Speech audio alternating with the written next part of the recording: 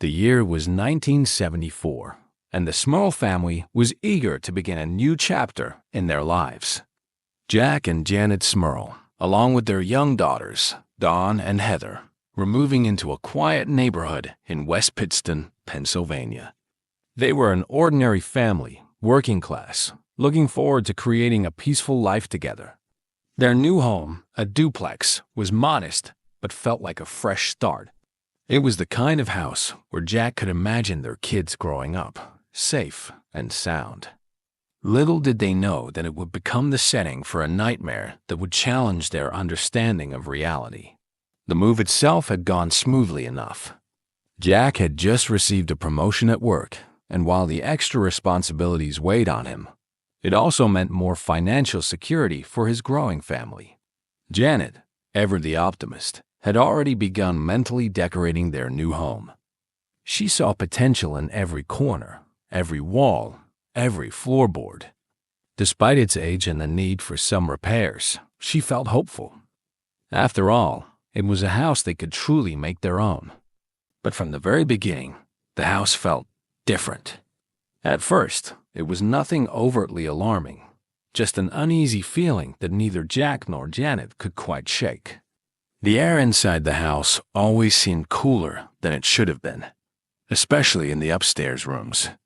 There was a certain heaviness in some areas, like the air was denser, harder to breathe. Janet would sometimes feel as though she was being watched, but when she turned around, there was no one there. Then came the sounds. It started with light scratching noises in the walls. Jack, a practical man, assumed it was mice and set about putting down traps, but nothing ever turned up. The scratching persisted. At night, the family would hear soft whispers, faint but unnerving. Sometimes the voices seemed to come from the attic, but when Jack went to check, he found nothing but old insulation and dust. There were no drafts, no wind that could be causing the sounds, and yet the whispers continued. At this point, the family tried to rationalize what was happening. The house was old, so it made sense that there would be creaks and groans. They were still settling in after all. Janet, ever the voice of reason, would reassure herself and the girls that the house was just getting used to them. But deep down, a seed of unease had already been planted. Weeks passed, and the odd occurrences began to escalate. Janet was in the kitchen one afternoon, preparing lunch, when she noticed a dark stain forming on the ceiling above. Her heart sank. Plumbing issues were the last thing they needed. But when Jack came to inspect it, he found that the pipes were fine. The stain, which looked like a deep red blotch, couldn't be explained. Even more disturbingly, it seemed to vanish later that evening, as though it had never been there at all. One evening, as the family sat down for dinner, a light bulb exploded in the living room. Glass showered the floor, and the family jumped back in shock. Jack cursed under his breath, muttering something about faulty wiring, but when he replaced the bulb, everything seemed normal again. The next day, though, another bulb blew out in the hallway. This time, Janet noticed that the air had grown cold moments before the explosion, sending a chill down her spine. As the incidents piled up, it became increasingly difficult to dismiss them as mere coincidences. Jack, ever the rational thinker, tried to maintain control of the situation. He busied himself with work, throwing himself into his job to avoid acknowledging the strangeness at home. Janet, on the other hand, began to feel the strain more acutely. She spent more time in the house than anyone else, and the oppressive atmosphere seemed to press down on her more and more each day. One particularly unsettling night, as Janet lay in bed beside a sleeping Jack, she heard footsteps in the hallway. They were slow, deliberate, like someone pacing outside their bedroom door. Thinking it was one of the girls, she got up to check. But when she opened the door, the hallway was empty. Her daughters were fast asleep in their rooms, and yet the sound of footsteps continued, echoing faintly as though coming from just out of reach. Fear gripped Janet, but she refused to let it consume her. She told herself it was her imagination, maybe just the house settling. But deep down, She knew something was terribly wrong. She could feel it in her bones. The house wasn't just old. It was something else entirely. And whatever was there, it wasn't friendly. The children, too, began to notice strange things. Dawn, the eldest, mentioned seeing shadows moving in her room at night, though there were no trees or passing cars that could account for them. Heather, still too young to fully understand, complained of bad dreams. She would often wake up crying, saying there was someone in her room watching her. Janet did her best to comfort her daughters, but inside, her anxiety was growing. Jack, still unwilling to fully accept what was happening, brushed off their concerns. He chalked it up to stress from the move, but as the days turned into weeks, even he couldn't ignore the feeling that something was wrong. He would come home from work and find the lights flickering, or a door that had been firmly shut would now be wide open. Still, he insisted that they could handle it, that it was all in their heads. But one night, something happened that shattered Jack's skepticism. As he and Janet were watching television in the living room, a foul, rotten stench filled the air. It was so overpowering that it made them gag. Jack leaped up, convinced there was a dead animal trapped somewhere in the house. But after searching every inch of the room, he found nothing. The smell lingered for hours, then disappeared just as suddenly as it had arrived. From that moment on, Jack could no longer deny that something was terribly, horribly wrong with their new home. The once warm promise of a fresh start had been overshadowed by a creeping darkness, something neither of them could explain but both could feel.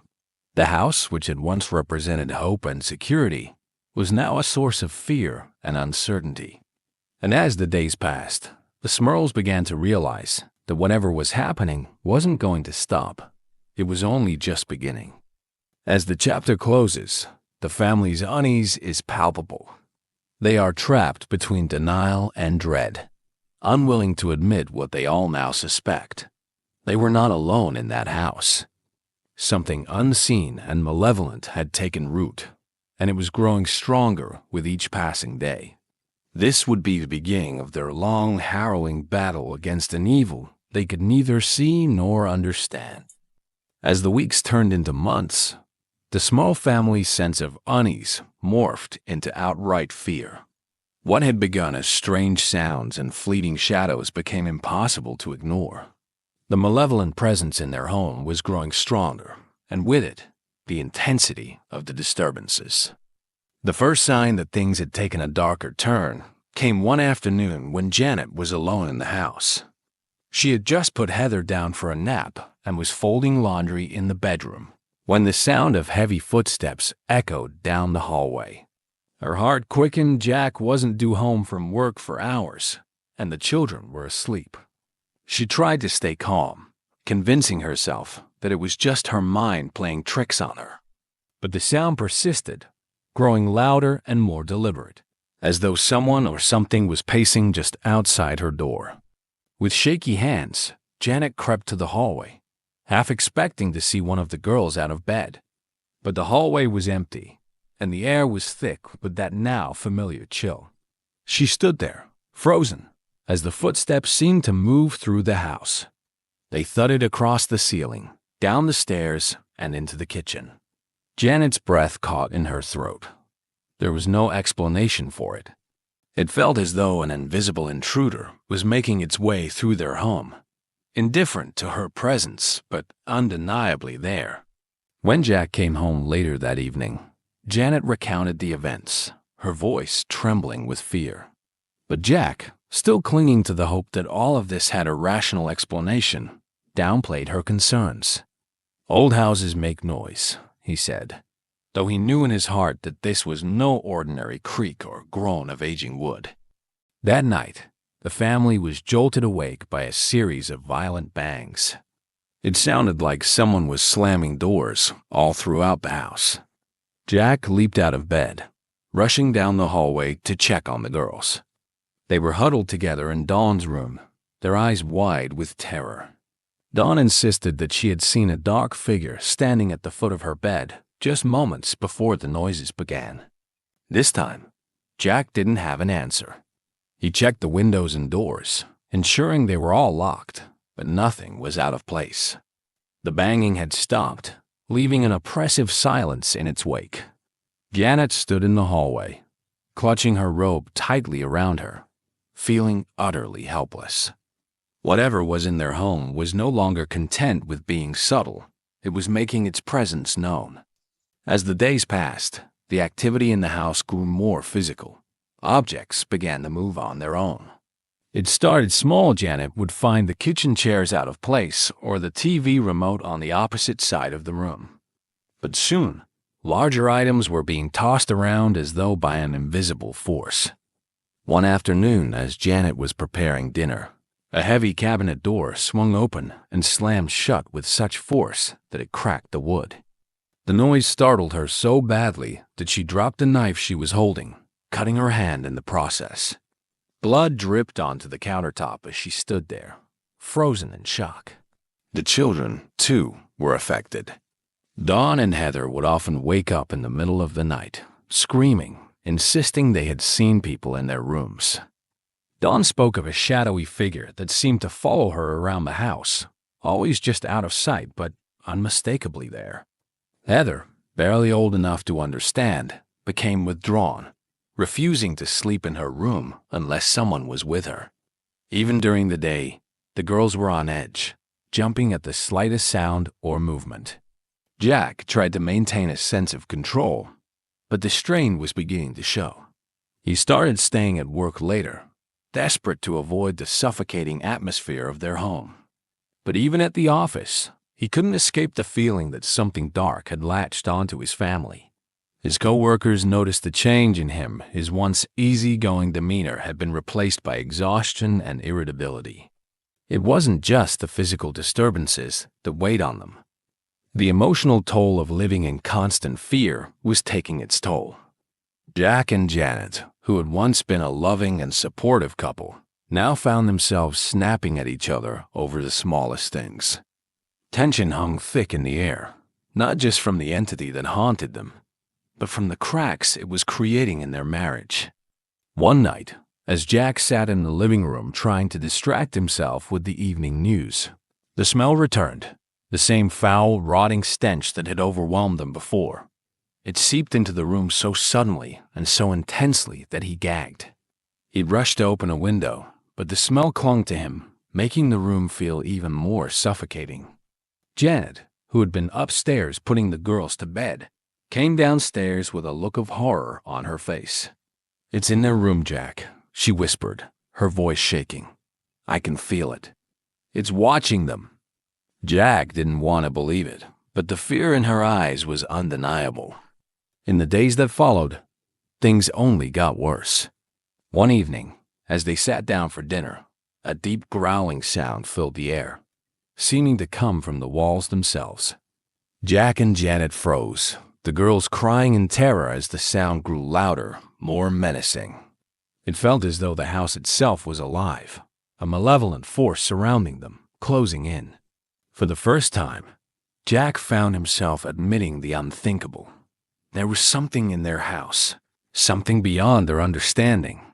The fear that had been gnawing at him for months was now fully realized. They were not imagining things, and this wasn't some harmless poltergeist. This was something darker, more dangerous. Despite his reluctance, Jack agreed to seek outside help. The tension in their home had become unbearable, and the safety of their children was now at stake. Janet had been begging him for weeks to call anyone who could help. She had heard of people who specialized in these kinds of situations, people who had experience dealing with the supernatural. Though Jack still felt a flicker of doubt, he knew they could no longer handle this alone. The day after the growling incident, Jack reached out to a local priest. He was skeptical at first, but willing to listen to their story. The priest agreed to visit their home, offering to perform a blessing in the hopes of dispelling whatever evil was lurking there. But when he arrived, the house seemed to fight back. The air grew thick and heavy, and the temperature dropped noticeably.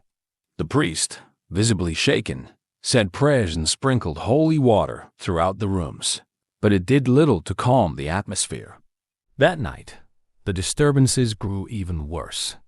As the family huddled together in the living room, the lights flickered wildly, plunging them into darkness. A loud crash came from the kitchen, as though all the dishes had been hurled to the floor.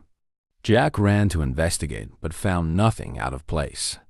The house was playing with them, tormenting them in ways that defied logic and reason. Janet could no longer hide the deep sense of dread she felt every waking moment. She had always believed in the goodness of the world, but now, faced with the unrelenting terror in their own home, she was starting to lose hope. The entity seemed to feed on their fear, growing stronger with every passing day. It wasn't just a haunting. It was a slow, deliberate attack on their sanity, their faith, and their family. By the end of the chapter, the Smurls are on the verge of breaking. Jack's skepticism has been shattered, and Janet's resolve is weakening. The paranormal disturbances are no longer random. They are targeted, deliberate, and malicious. The family is trapped in a nightmare they can't escape, and as they stand on the precipice of despair, they know one thing for certain. Whatever is in their house has no intention of leaving. By now, the Smurl family had reached a breaking point. The eerie occurrences that once felt like unsettling background noise to their lives had transformed into a full-fledged assault on their sanity and safety. They could no longer deny what was happening inside their home.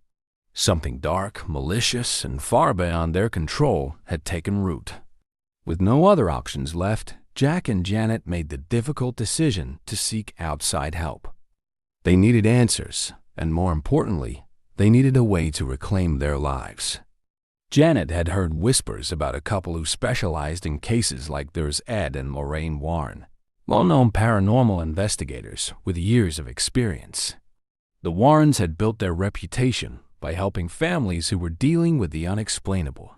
They weren't just ghost hunters.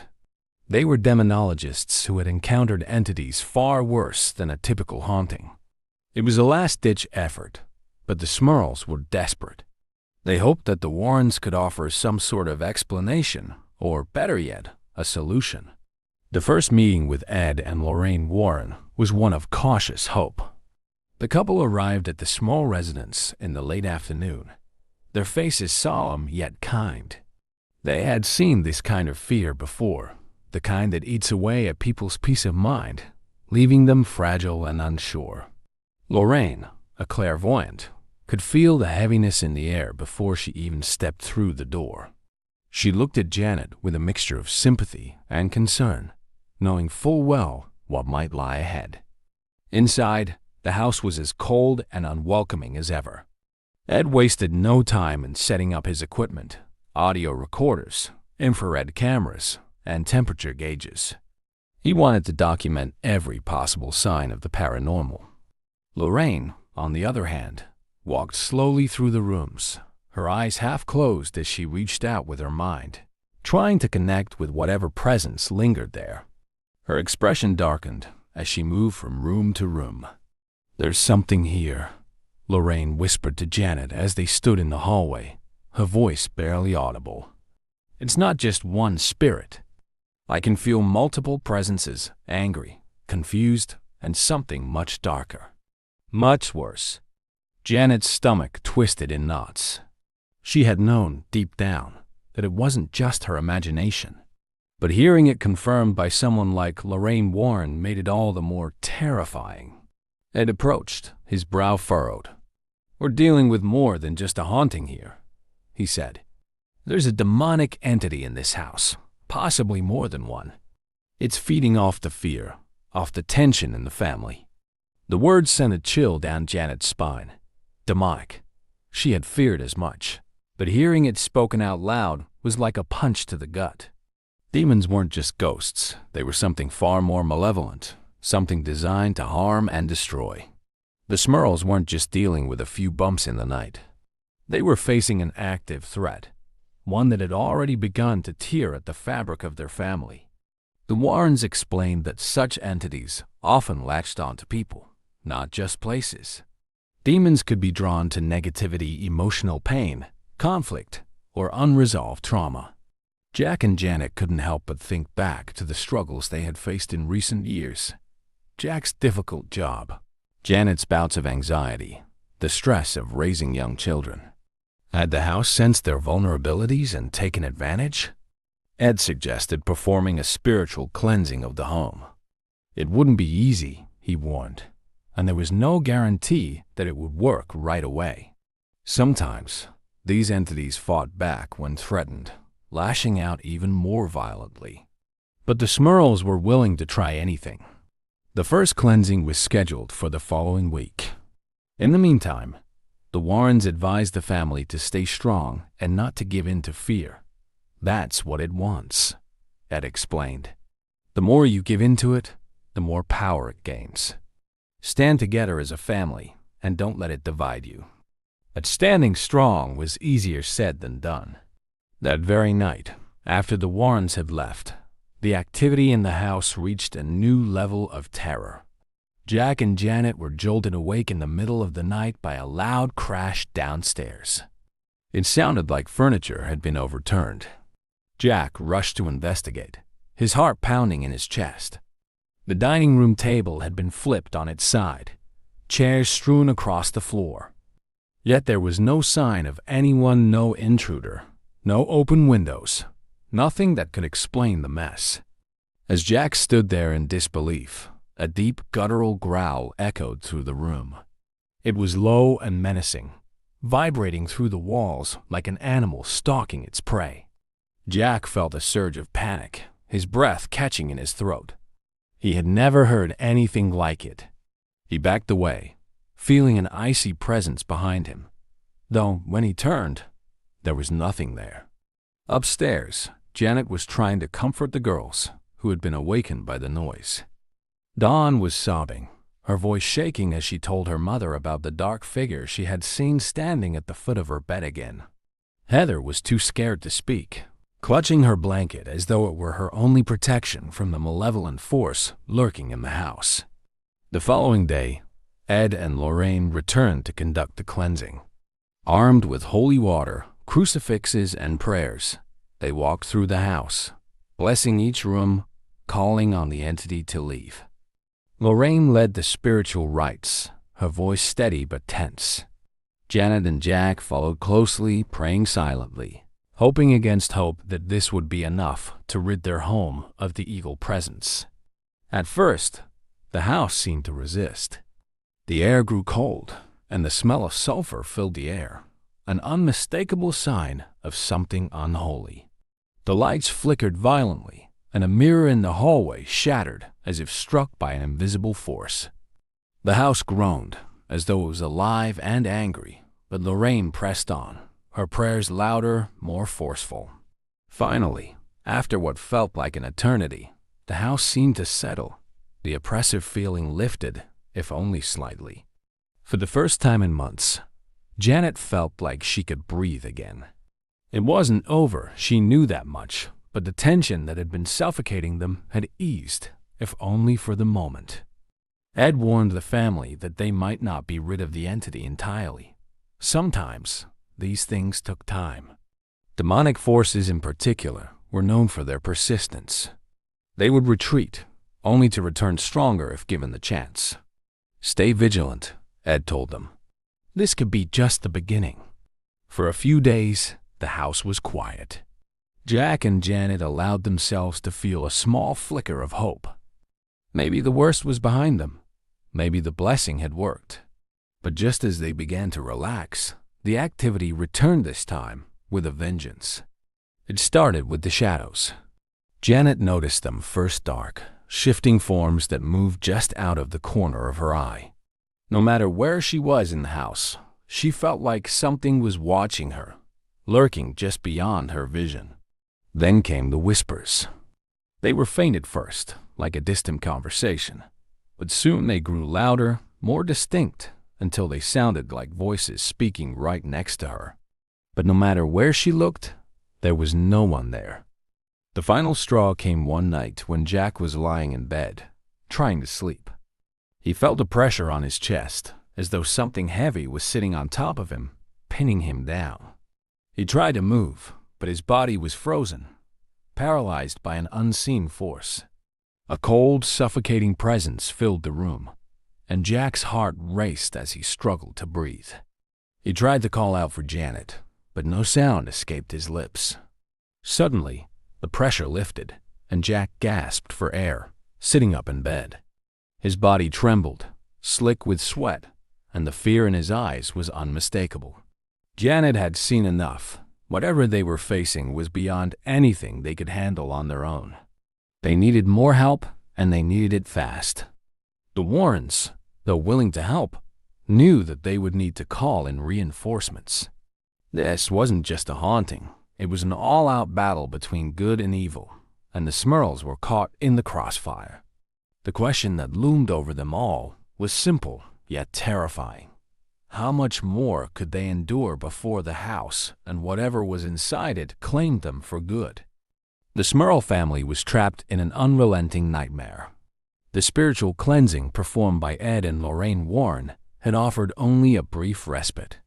Now, the dark presence in their home was more aggressive than ever. Each night brought new terror, and even the daylight hours offered no true peace. Jack and Janet were no longer just afraid. They were exhausted, physically and emotionally worn down by the relentless assault on their family. As the days passed, they found themselves locked in a fight for their survival, both against the entity and against the growing strain on their own relationship. After Jack's terrifying encounter with the unseen force in their bedroom, the family knew they could no longer remain passive. They couldn't wait and hope that the activity would subside on its own. It was clear that the entity had no intention of leaving them in peace. Jack, who had once been the skeptic, was now the most determined to take action. He could no longer stand to see his wife and children suffer. He was determined to protect them, no matter the cost. The first step was reaching out to the church again. The priest who had blessed the house previously had been reluctant to acknowledge the possibility of something demonic. But after hearing about the escalation of the events, he agreed to return. This time, he brought with him another priest who specialized in exorcisms. The word alone sent a chill through Janet. The idea that their situation had grown dire enough to require such measures was horrifying. The two priests arrived one afternoon, armed with holy water, crucifixes, and Bibles. They walked through the house with solemn expressions, reciting prayers and sprinkling holy water in every room. Jack and Janet followed behind them, clutching their children close.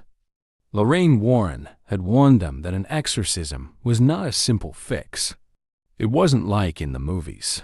There were no dramatic confrontations with the demon where everything would be resolved in a single moment. It was a long, grueling process, and sometimes it didn't work the way people hoped. As the priests moved from room to room, the atmosphere in the house seemed to grow heavier. The temperature dropped, and a sense of unease settled over everyone. The entity was not pleased by their efforts. It was resisting. Janet could feel its presence more acutely than ever. It was as though the very walls were watching her, waiting for the right moment to strike. In the middle of the blessing, a loud crash echoed from upstairs. Everyone froze. It sounded as though something heavy had fallen, yet there had been no one upstairs. Jack and one of the priests rushed to investigate, only to find that the bedroom mirror had shattered, glass scattered across the floor.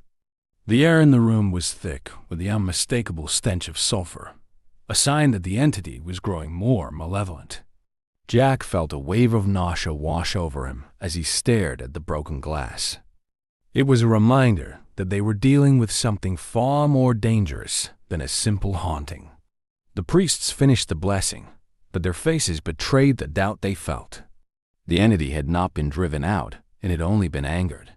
Janet's hope, which had already been dwindling, now felt crushed beneath the weight of despair. She could see the exhaustion in Jack's eyes, the toll this battle was taking on him. He was doing everything he could to protect their family, but the strain was becoming too much for him to bear. As the days passed, the entity's attacks became more personal.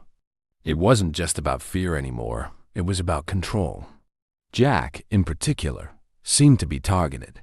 He would hear voices whispering in his ear when no one else was around, telling him that he was powerless, that he couldn't protect his family. Objects would move in his presence, as if taunting him, reminding him that he was up against something far beyond his understanding. He began to lose sleep, plagued by nightmares and a constant sense of dread. Janet watched helplessly as the man she loved slowly unraveled under the pressure. The children were not spared either.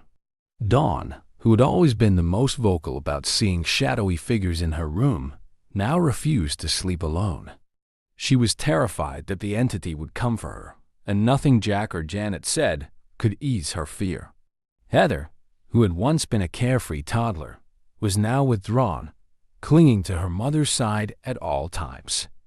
The once happy family dynamic had been shattered, replaced by a constant undercurrent of tension and anxiety. One evening, as they sat in the living room trying to distract themselves with a movie, the lights suddenly flickered and went out. The room was plunged into darkness, and the air grew icy cold. Jack jumped up, grabbing a flashlight, but before he could turn it on, a low growling sound filled the room. It was the same sound they had heard before, deep, guttural, and undeniably evil. Janet's heart raced as she clutched Heather to her chest. She could feel the presence in the room, circling them as if toying with them. The growling grew louder, more menacing, and then, just as suddenly as it had started, it stopped. The lights flickered back on, and the room was silent once more. But the sense of dread remained, hanging over them like a dark cloud. Jack was at his breaking point. He had always been the rational one, the man who could fix things with his hands or his mind. But this was something he couldn't control. It was eating away at him, and he knew that if they didn't find a solution soon, it would destroy them. He had to do something, anything, to regain control of his life and his home. That night, as Jack lay awake in bed, unable to sleep, he made a decision. He would fight back. He wouldn't let this entity take everything from him. He began researching ways to defend against demonic forces, reading everything he could find about spiritual protection, exorcisms, and prayer. He reached out to anyone who might be able to help, from religious figures to paranormal experts. He refused to give up, even as the entity continued to wear him down. One of the experts Jack contacted suggested the entity might be using the negative energy in the house to grow stronger. The family's fear, anger, and despair were fueling it, giving it more power. If they wanted to weaken it, they would need to change their approach. Instead of focusing on the fear, they needed to focus on positivity, on love, faith, and unity. It sounded almost impossible, given the circumstances. But Jack and Janet were willing to try anything. They began to make small changes in their daily lives, trying to reclaim their home in any way they could. They prayed together as a family, ate meals together, and spent time doing activities that brought them joy. It wasn't easy. Every creak of the floorboards, every shadow in the corner of their eyes, reminded them of the darkness that still lurked in their home. But they were determined not to let it win. Slowly, the atmosphere in the house began to shift. The oppressive feeling of dread that had hung over them for so long began to lift, if only slightly. The entity was still there, still watching, but its power seemed to be weakening. The growling stopped, the violent outbursts became less frequent, and the shadows that had once plagued Dawn's room seemed to retreat. But the fight wasn't over. Jack and Janet knew that they were still vulnerable, and that the entity could strike again at any moment. They had to stay vigilant, to remain strong in the face of the unknown. Their love for each other, their faith, and their determination to protect their children would be their greatest weapons in the battle ahead. By the end of the chapter, the Smurls had begun to reclaim their lives, but the threat of the entity still loomed large. They had learned that the key to survival wasn't just in fighting the darkness. It was in refusing to let it consume them. The Smurl family's ordeal had stretched far beyond what they could have imagined. What began as strange noises and unsettling encounters had spiraled into a nightmare that dominated every part of their lives. They had survived for months, enduring the torment of the dark entity that inhabited their home. Through the help of experts like Ed and Lorraine Warren, priests, and their own resilience, they had managed to hold on. But they knew that the haunting had not ended. The entity, while seemingly weakened, still lingered in the shadows, waiting for an opportunity to strike again. And it was during one of the darkest nights that the final confrontation unfolded. It had been a few weeks since the last major incident, and the family had started to feel a cautious sense of relief. Jack had continued his efforts to keep the negative energy at bay, focusing on family unity and positive reinforcement. Janet, too, had thrown herself into taking care of the girls, finding comfort in the small moments of normalcy they could still cling to. But the entity had merely been lying in wait, its attacks growing less frequent but more intense. That night, the house was eerily quiet, the kind of silence that felt heavy, almost tangible, as though the house itself was holding its breath. Janet was upstairs, tucking the girls into bed, while Jack sat downstairs in the living room, flipping through channels on the TV, but not really watching. He was exhausted, physically and mentally, but his mind refused to shut down. There was always that lingering anxiety, that feeling that something could go wrong at any moment. As Janet kissed Dawn and Heather goodnight, she felt a chill sweep through the room. The temperature dropped suddenly, a familiar coldness that sent a wave of dread through her body. She pulled the blankets tighter around the girls, whispering reassurances that she didn't quite believe herself. She told them to sleep tight, that everything would be okay, even though the pit in her stomach told her otherwise. Downstairs, Jack felt it too. The hair on the back of his neck stood up, and the air in the room seemed to thicken. His heart rate quickened as he set the remote down, his eyes scanning the room. He couldn't see anything unusual, but he didn't need to. He knew it was back. Before he could call out to Janet, the lights began to flicker. It started softly at first, a faint buzz as the bulbs dimmed, but within seconds, the flickering became violent, the entire room throbbing in harsh, rapid flashes of light and dark. Jack stood up, his instincts kicking in as he moved toward the stairs to get his family. But as soon as he reached the bottom step, a deafening crash echoed through the house. The sound was so loud it felt like the walls were shaking, and it was followed by a deep, guttural growl, the same growl that had haunted them before. "Janet!" Jack shouted, his voice cracking with fear as he bolted up the stairs 2 at a time. Janet had already heard the crash, and she was racing down the hallway toward him, her face pale. "The girls!" she gasped, but Jack grabbed her arm and pulled her toward the bedroom. They had to get the children and leave the house now. But the entity had other plans. Just as Jack reached for the bedroom door, it slammed shut with a force that knocked him back. He stumbled, pulling Janet with him as they both struggled to regain their footing. The door remained closed, though neither of them had touched it. Behind the door, they could hear Dawn and Heather screaming high-pitched, terrified shrieks that made Janet's blood run cold. "Let us in," Janet cried, pounding on the door, but it wouldn't budge. No matter how hard Jack threw his weight against it, it remained locked, held by some invisible force. Suddenly, the lights in the hallway went out, plunging them into darkness. Only the faint glow of the moon through the window illuminated their surroundings, casting long shadows across the floor. The growling returned, louder this time, and it was followed by the unmistakable sound of heavy footsteps, slow, deliberate, as if something was moving toward them from the other end of the hall. Jack's pulse raced. He had never been so scared in his life, but he knew he couldn't give in to fear.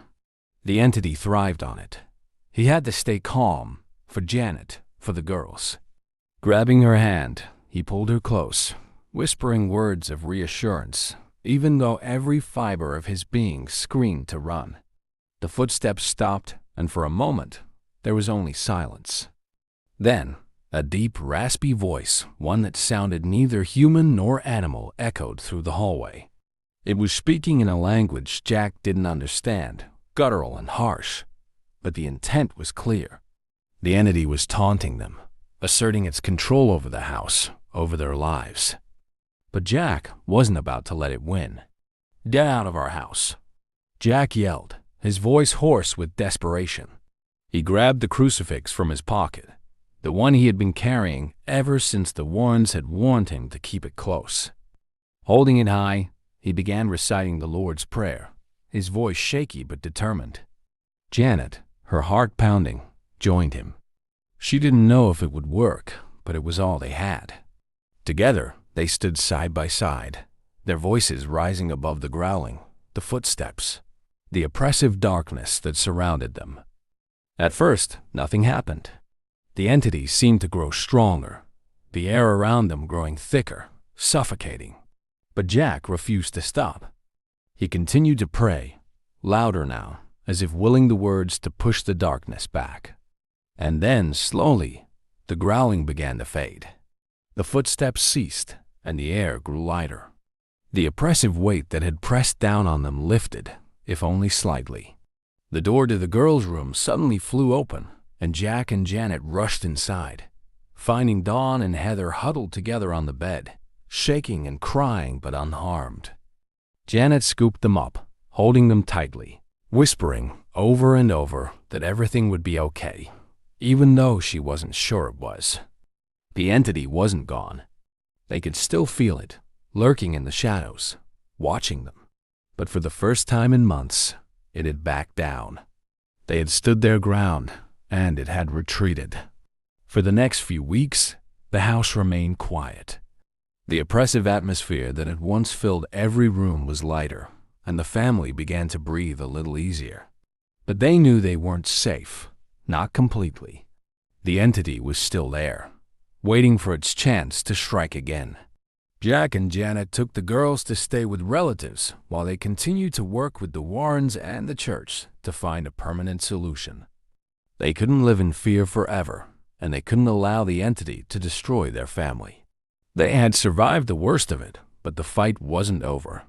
It never truly would be. For families like the Smurls, haunted by forces beyond human understanding, the battle between light and dark was a constant one. But they had learned something important.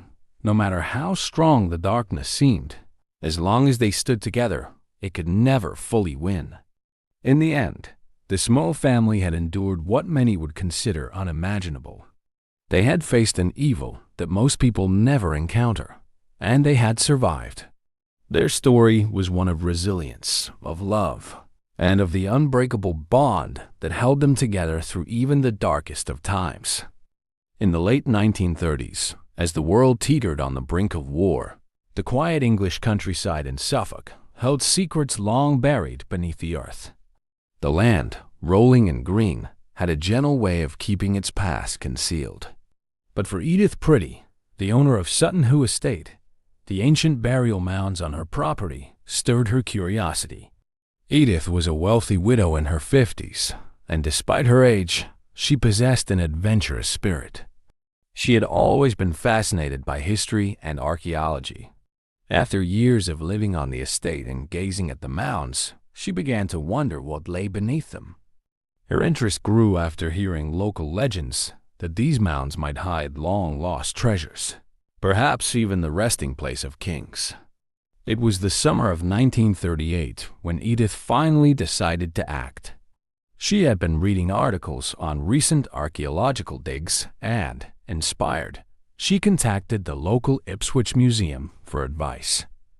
They recommended Basil Brown, a self-taught archaeologist with a passion for unearthing history. Though not formally trained, Brown had a deep knowledge of the land and a reputation for careful, thorough work. Edith invited him to the estate, and soon an agreement was made to begin exploring the mysterious mounds. Basil Brown was not a man of wealth or high education, but he possessed a talent that few others did: a sense of the land. He had an ability to read the earth and understand its secrets. When he first set foot on Suttonhoo, he was struck by the sheer size of the mounds.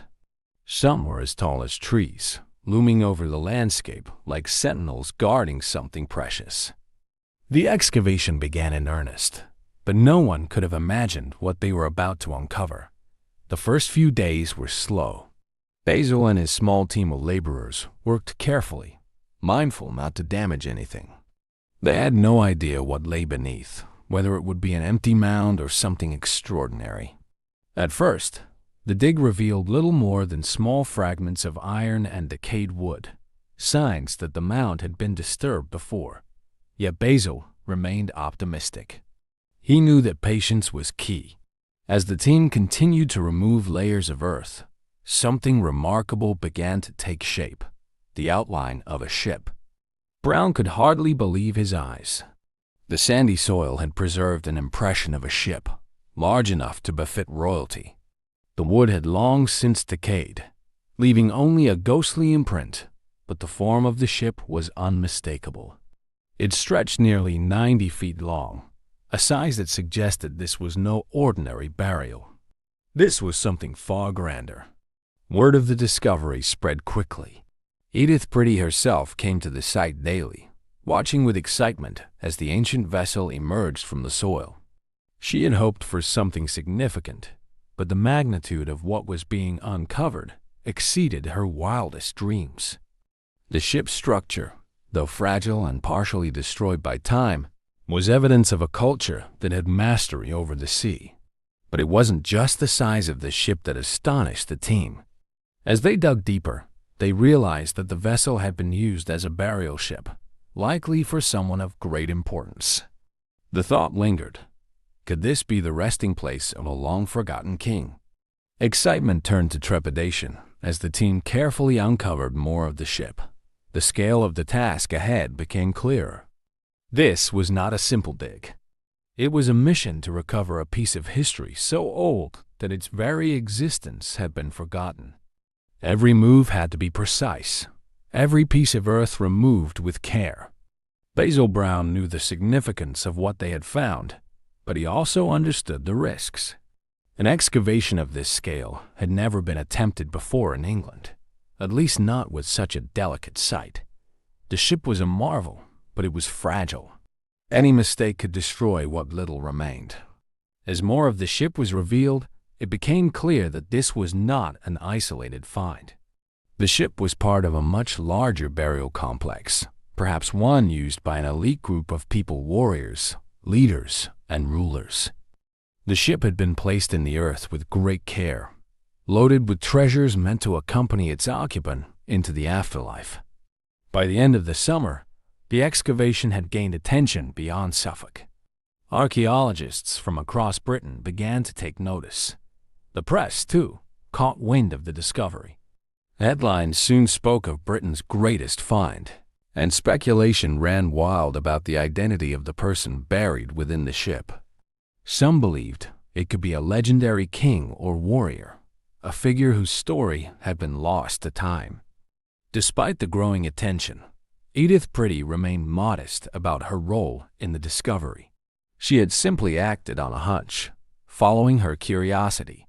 But as the ship continued to reveal its secrets, it became clear that her decision to explore the mounds was one that would reshape the understanding of England's ancient history. The discovery of the ship set the stage for a much larger adventure, one that would continue to unfold in the months and years to come. For now, though, the ship lay beneath the soil, waiting for its full story to be told. As the sun rose over the fields of Suffolk in the summer of 1939, a small team of workers arrived at Suttonhoo, eager to continue their excavation of what was shaping up to be one of the most remarkable finds in British history. Basil Brown, the archaeologist leading the dig, had uncovered the outline of an ancient ship. But what lay beneath was still a mystery. The real work was only just beginning. The excavation site, now buzzing with activity, was far from a glamorous operation.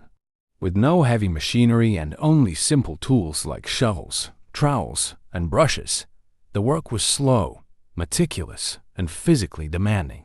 Each layer of soil had to be removed carefully to avoid disturbing any fragile artifacts that might lie beneath the surface.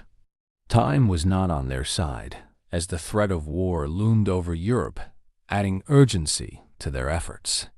A small team of workers, mostly local laborers, had little formal training in archaeology, but they followed his instructions diligently. He had a deep respect for the past, and he knew that any mistake, no matter how small, could erase vital clues to understanding the burial. The ship they had uncovered was not made of iron or stone. It had once been a grand wooden vessel. Over the centuries, the wood had decayed, leaving only the impression of the ship in the soil. This meant that the entire outline of the ship was incredibly delicate, requiring precision to uncover it without causing damage. As they dug deeper, the true size of the ship became more apparent. Nearly 90 feet long, it was the kind of ship that could only have belonged to someone of great importance. It wasn't just its size that amazed the team. It was the craftsmanship. The lines of the ship's hull were graceful, curving elegantly through the earth, a testament to the shipbuilders who had constructed it more than 1,000 years earlier. Brown's excitement grew as the excavation progressed, but so did his sense of responsibility. The discovery of the ship was already monumental, but he knew there had to be more. Anglo-Saxon burial customs suggested that whoever was buried here had been laid to rest with treasures fit for a king. The ship, it seemed, was just the beginning. As the days passed, the team began to uncover a wealth of small finds, pieces of iron, fragments of pottery, and even a few rusted nails that hinted at the ship's construction. These items were important, but they were not the treasures the team had hoped to find. Still, Basil remained patient. He knew that the most valuable artifacts were likely still hidden deeper within the burial chamber, and he was determined to reach them. The dig became more challenging as they approached the center of the ship, where the burial chamber was believed to be. The earth here was heavier, and the signs of earlier disturbances, likely grave robbers from centuries past, became more evident. Some parts of the ship had been damaged, either by the passage of time or by human hands, but there were still large sections of the vessel that remained untouched. One day, as the team carefully removed soil from the center of the ship, they uncovered something extraordinary, a large wooden structure that had once formed the burial chamber. Though the wood itself had long since decayed, the impression it left behind was unmistakable. The chamber was large enough to hold not only a body, but also the treasures that would have accompanied it. Basil Brown was struck by the enormity of what they had found. This wasn't just a ship burial, it was a royal tomb. The chamber was situated in the very heart of the ship, a place of honor reserved for someone of the highest status. Though the chamber had been damaged over the centuries, there were still signs that it had once held magnificent items. The team worked slowly, methodically, removing the earth surrounding the chamber. As they did, they began to find objects that hinted at the grandeur of the burial. The first signs were small metal fragments, delicate pieces of jewelry, and the remnants of finely crafted items that had once adorned the body. These objects, though decayed, were exquisite in their design, suggesting that the person buried here had been incredibly wealthy, perhaps even a king. But the true treasures of the burial had not yet been uncovered. Brown knew that the most significant finds were still hidden beneath layers of soil. The team worked tirelessly, day after day, uncovering more and more of the burial chamber. The anticipation was palpable. Every piece of earth they removed brought them closer to the moment of revelation. As the excavation continued, word of the discovery spread even further. Archaeologists from across the country began to take notice, and some even traveled to Sutton Hoo to witness the dig for themselves. It was becoming clear that this was no ordinary excavation. What they had uncovered was one of the greatest archaeological finds in British history, And it was only a matter of time before the world would know the full extent of the discovery. Despite the growing attention, Basil Brown remained focused on the task at hand. The pressure was immense, but he knew that they were on the verge of something incredible. The burial chamber was nearly fully exposed, and soon they would uncover the treasures that had been hidden for centuries. As the final layers of earth were removed from the chamber, the team began to realize just how grand the burial truly was. They found evidence of finely wrought metalwork, including gold and silver items that had once adorned the person buried within. Though many of the treasures had been damaged or lost to time, what remained was enough to suggest that this was the burial of someone truly significant. The discovery of the burial chamber was a turning point in the excavation. What had begun as a simple curiosity had become a full-scale archaeological dig, one that would change the understanding of early medieval England. For Basil Brown and his team, the discovery of the ship and the chamber was just the beginning of a much larger story, one that would unfold in the months and years to come. The discovery of the burial chamber at Sutton Hoo marked a turning point in the excavation. The ship had been a stunning find, but the treasures hidden within the chamber were what truly revealed the significance of this ancient burial. As Basil Brown and his team carefully removed the last layers of soil, they began to uncover a collection of artifacts that hinted at the immense wealth and status of the person entombed within. The burial chamber, located at the heart of the ship, had likely once contained a wooden coffin, though all traces of the wood had long since decayed. What remained, however, was a dazzling array of items that had been placed alongside the body items that spoke of a life of power, influence, and high social standing. This was no ordinary grave. This was the final resting place of someone of immense importance, perhaps even a king. One of the first objects to emerge from the soil was a magnificent helmet. Though damaged by time and the elements, it was clear that this was no simple piece of armor. The helmet was adorned with intricate designs, including representations of fierce animals and warriors, all crafted in exquisite detail. It had once been worn by a figure of great significance, someone who likely commanded both respect and fear. The helmet, with its mask-like faceplate and iron cheek pieces, gave the impression of a powerful warrior king. Its craftsmanship suggested that the person buried here had connections to distant lands, perhaps Scandinavia, where similar helmets had been found. As the team continued to excavate, they uncovered more treasures. A finely wrought sword was found next, its hilt inlaid with gold and garnets. The sword was a symbol of power, not just a weapon, but a representation of the authority of the one who had wielded it. Alongside the sword were other items associated with warfare, including a large shield and a collection of spears. These were the tools of a leader, someone who had commanded armies and fought in battles. The items painted a picture of a man who had been both a ruler and a warrior, a figure whose life had been shaped by conflict and conquest. Yet the burial chamber also contained objects of great beauty, items that suggested the person buried here had enjoyed a life of luxury and refinement.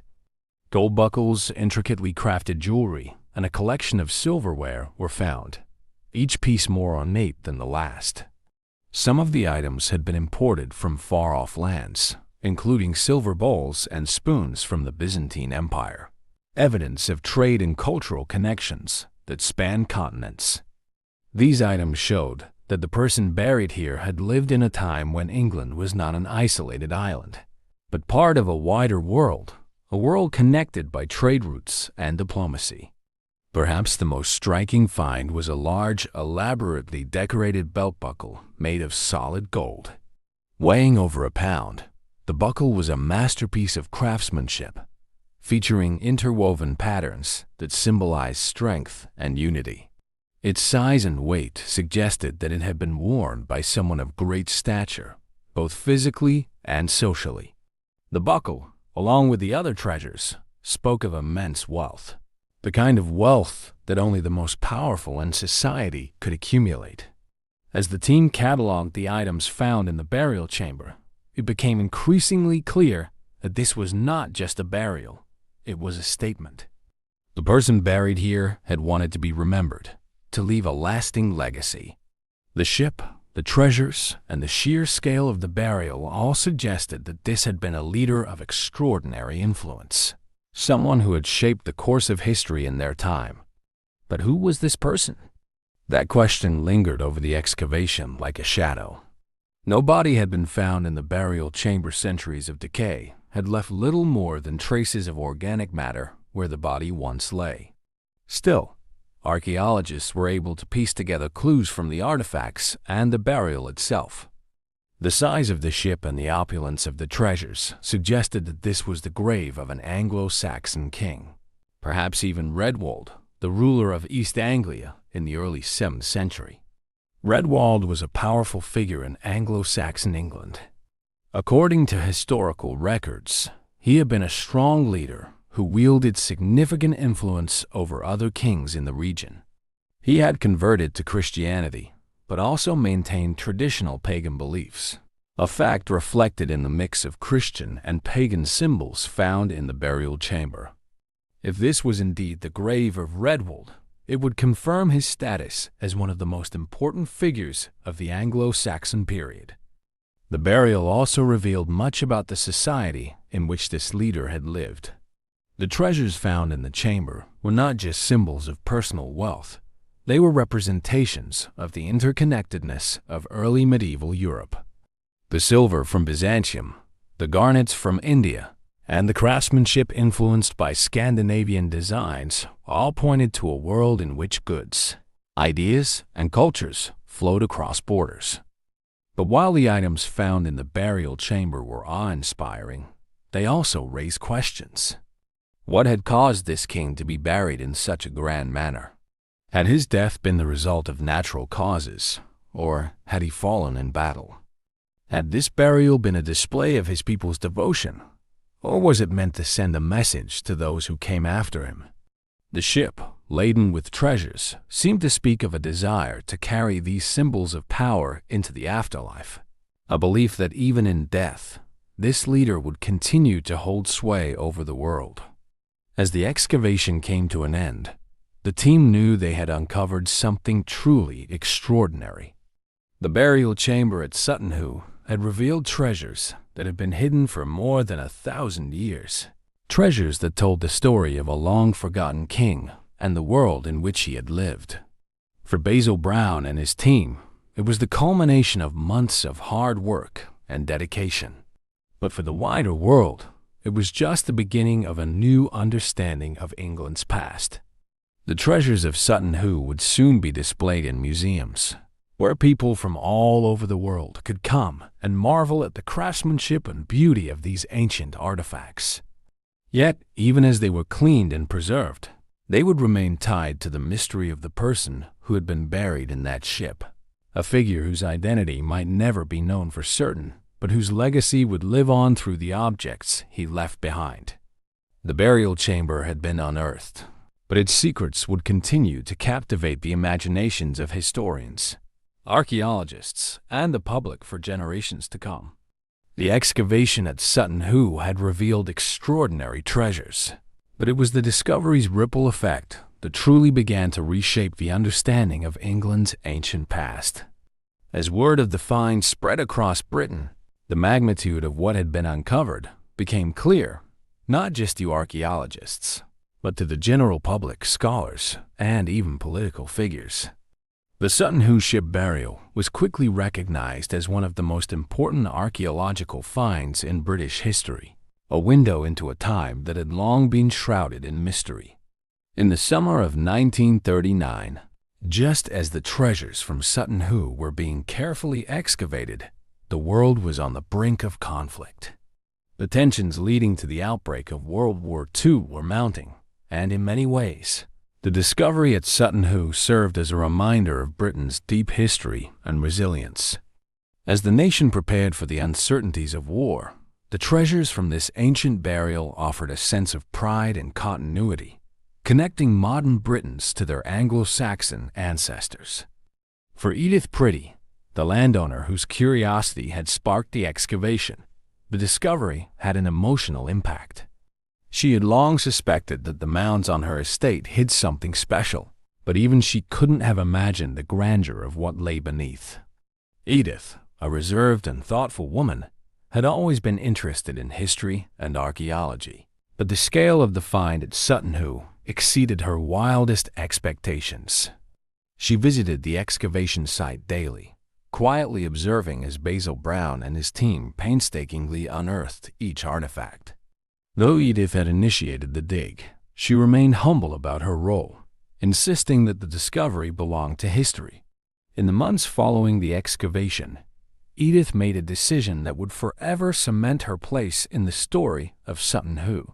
Rather than keeping the treasures for herself or selling them, she donated the entire collection to the British Museum. It was an act of generosity that reflected her deep sense of responsibility to history and her desire for the treasures to be studied and preserved for future generations. The decision ensured that the artifacts would be accessible to the public and to scholars, who would spend decades analyzing the find and its implications. The British Museum, which had long been a repository for the world's greatest cultural artifacts, was quick to recognize the importance of the Sutton Hoo treasures. The items, including the famous helmet, the gold belt buckle, and the intricately crafted jewelry, were displayed prominently, attracting visitors from across the country and beyond. People flocked to see the artifacts, eager to catch a glimpse of the ancient past and to learn more about the mysterious figure who had been buried in such splendor. The public reaction to the Sutton Hoo discovery was overwhelming. Newspapers ran headlines about the buried treasure and the king in the ship, fueling speculation about the identity of the person entombed in the ship burial. Theories abounded, with some suggesting that the ship had belonged to a legendary warrior, while others believed it was the resting place of a great king. The fascination with the find extended beyond the borders of Britain, with international scholars and archaeologists expressing interest in studying the artifacts and the burial site. But while the treasures themselves were stunning, it was the broader implications of the discovery that truly excited the academic community. Before Sutton Hoo, the early medieval period in England, often referred to as the Dark Ages, was seen as a time of cultural stagnation, a period following the fall of the Roman Empire, when much of Europe was thought to have fallen into disarray. The Sutton Hoo find challenged this view, offering evidence of a sophisticated and cosmopolitan society that had existed in England in the 6th and 7th centuries. The discovery of objects from distant lands, including silverware from Byzantium and garnets from as far away as India, demonstrated that the Anglo-Saxon elite were part of a vast network of trade and cultural exchange. These connections extended across Europe and beyond, suggesting that early medieval England was far more interconnected with the wider world than previously thought. The items found in the burial chamber revealed a society that valued craftsmanship, artistry, and wealth, a far cry from the image of a dark and isolated age. For historians and archaeologists, the Sutton Hoo ship burial opened up new lines of inquiry. Who was the person buried in the ship, and what did his burial tell us about the society he lived in? The consensus began to form around the idea that the burial belonged to Redwold, the king of East Anglia, a powerful figure who had been instrumental in the politics of early medieval England. While no definitive proof existed to confirm Redwold's identity as the person buried in the ship, the evidence, both historical and archaeological, pointed strongly in that direction. As the academic community delved deeper into the meaning of the Sutton Hoo treasures, the site itself became a point of national pride. The discovery was seen as a testament to Britain's deep and rich history, a reminder that the country's roots extended far back into the early medieval period. This sense of pride was particularly potent in the context of the looming war. As Britain prepared for the possibility of conflict, the Sutton Hoo find served as a symbol of resilience and continuity, a reminder that the nation had weathered countless challenges throughout its long history. However, The outbreak of World War II in September 1939 brought new challenges to the preservation of the Sutton Hoo treasures. The artifacts, now housed in the British Museum, were packed away and moved to secure storage to protect them from potential bombing raids. It would be several years before they could be displayed again, but even in storage, the significance of the find continued to grow. In the years following the war, the treasures of Sutton Hoo were once again placed on display, drawing renewed interest from scholars and the public alike. The site itself became a place of pilgrimage for those interested in England's early medieval past. Archaeological work at Sutton Hoo continued, with new discoveries shedding further light on the burial and the culture that had created it.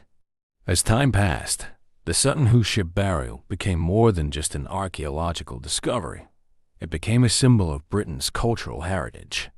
The treasures found in the burial chamber were celebrated not just for their beauty, but for what they represented, a connection to the distant past, to a time when kings ruled the land and the seas, and when the Anglo-Saxon people laid the foundations for the England that would emerge in the centuries to come. The impact of Sutton Hoo extended beyond the academic world. It influenced popular culture, inspiring books, films, and even artwork. The treasures, with their intricate designs and mysterious origins, captured the imagination of people around the world. The Sutton Hoo helmet, in particular, became an iconic symbol of Anglo-Saxon England, its distinctive design appearing in countless representations of early medieval warriors. But more than anything, Sutton Hoo stood as a testament to the power of curiosity and perseverance. What had begun as a simple desire to explore a set of burial mounds on a quiet Suffolk estate had led to one of the greatest archaeological discoveries in history. The impact of that discovery would be felt for generations, reminding the world of the enduring legacy of the Anglo-Saxon people and the mysteries that still lay buried beneath the earth. The Sutton Hoo discovery forever altered the understanding of early medieval England. Long after the final artifact had been unearthed and the excavation had concluded, the mysteries of the ship burial continued to captivate historians, archaeologists, and the general public. The artifacts, now safely housed in the British Museum, were more than just relics. They were keys to unlocking a forgotten past, one that had been shrouded in mystery for centuries. As scholars continued to study the treasures, new insights into the life and times of the Anglo-Saxons emerged. The burial itself became a symbol of the sophisticated society that had existed in England during the early 7th century, a society far more complex and interconnected than previously believed. Sutton Hoo had given the world a glimpse into the life of a ruler who had commanded immense respect and wielded significant power, whether it was Redwold, as many believed, or another figure of equal prominence. Despite all that had been uncovered, questions still lingered. Chief among them was the identity of the person buried in the ship. While the evidence pointed strongly to Redwold, the lack of definitive proof left room for debate. Some scholars suggested alternative possibilities, including other kings or powerful nobles from the East Anglian kingdom. The absence of human remains, likely lost to the ravages of time and the acidic soil, meant that the mystery of the burial's occupant might never be fully resolved. Even without a clear identity, the significance of the burial was undeniable. The ship, the treasures, and the careful arrangement of the grave goods all pointed to someone of immense importance. This was a person whose life had been marked by power, prestige, and wealth, someone who had commanded loyalty and respect from those around them.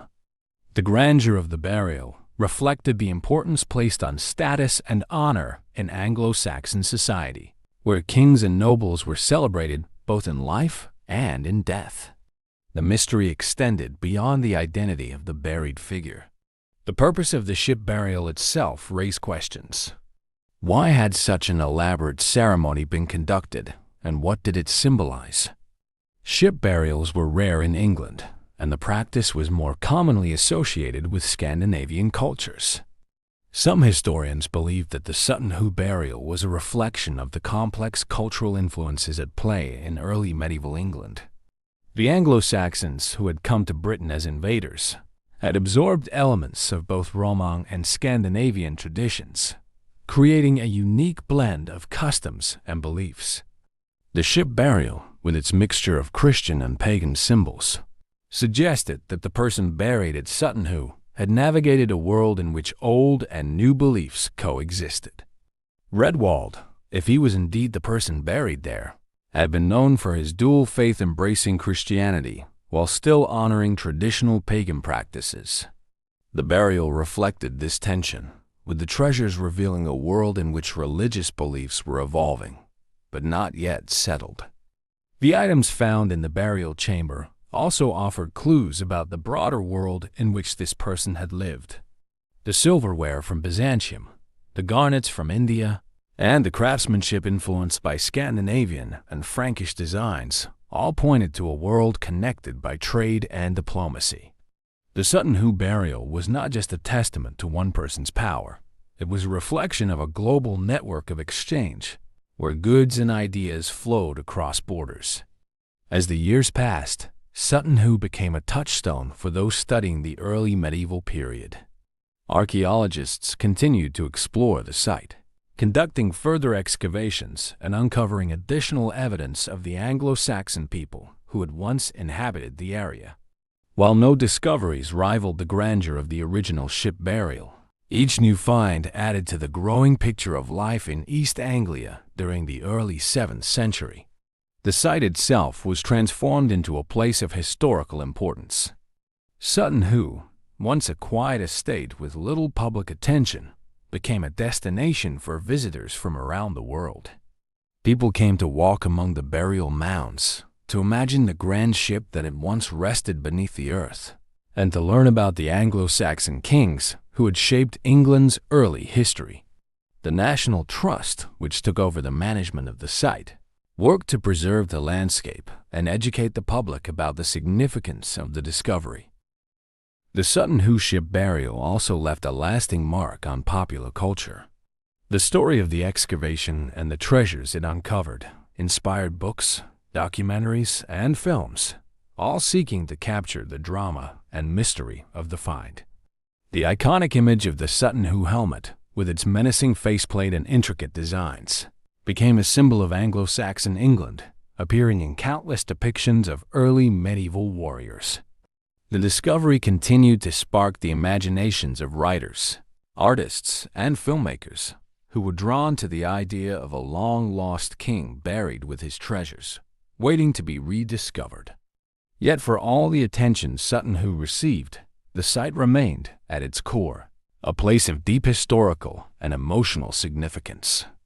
The ship burial was a reminder of the fragility of history, of how easily the past can be forgotten, buried beneath layers of earth, and how it can be uncovered only through persistence and curiosity.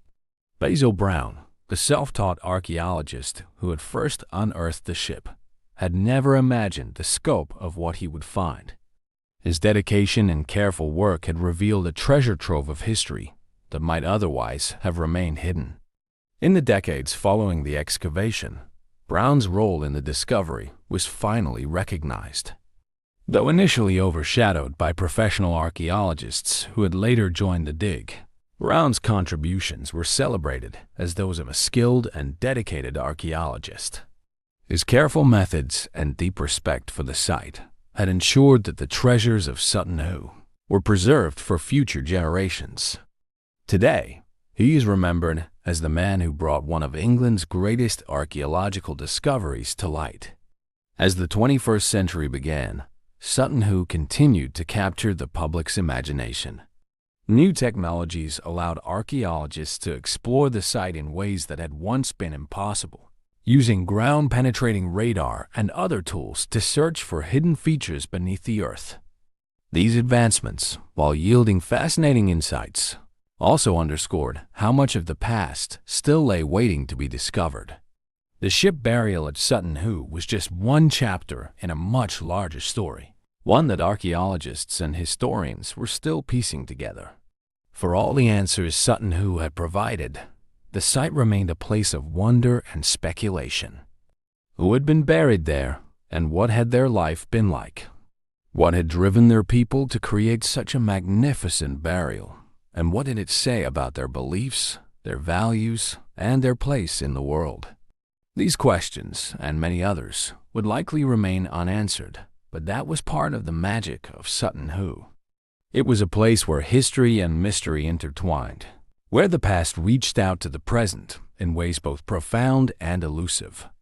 The ship and its treasures had been buried for more than 1,000 years, hidden from the world, waiting for the right moment to be found.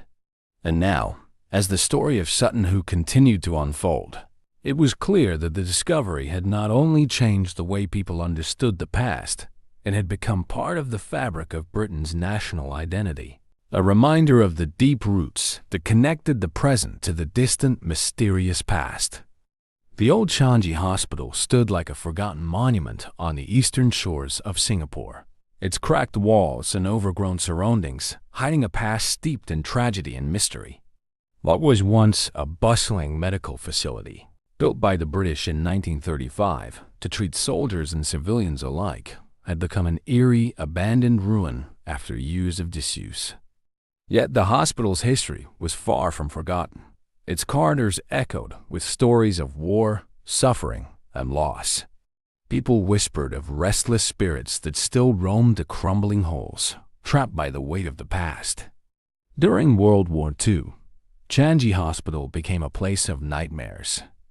When the Japanese Imperial Army seized Singapore in 1942, the hospital was repurposed as a prison and a place of medical treatment for prisoners of war, POWs. The horrors of those years left a permanent scar on the building.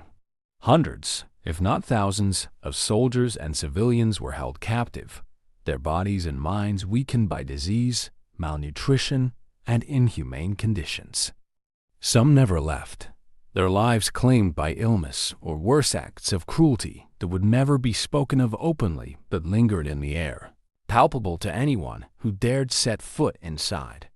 As the war ended and Singapore regained its freedom, Changi Hospital reverted to its original purpose, but it was never the same.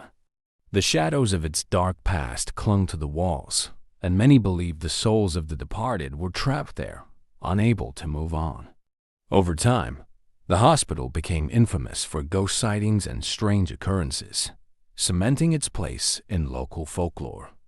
The staff spoke of sudden chills in the air, inexplicable sounds, and even sightings of figures in old military uniforms that disappeared when approached.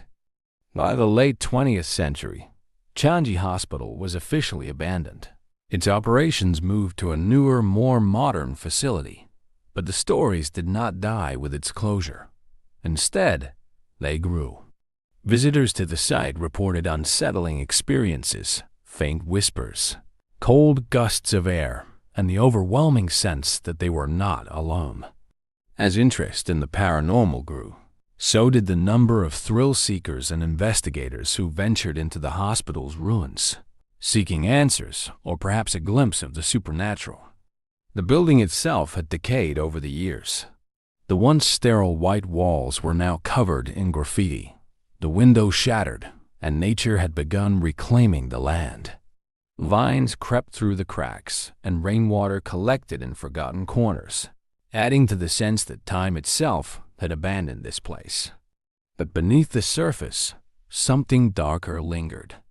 It was said that the hospital's history was not merely one of war and death.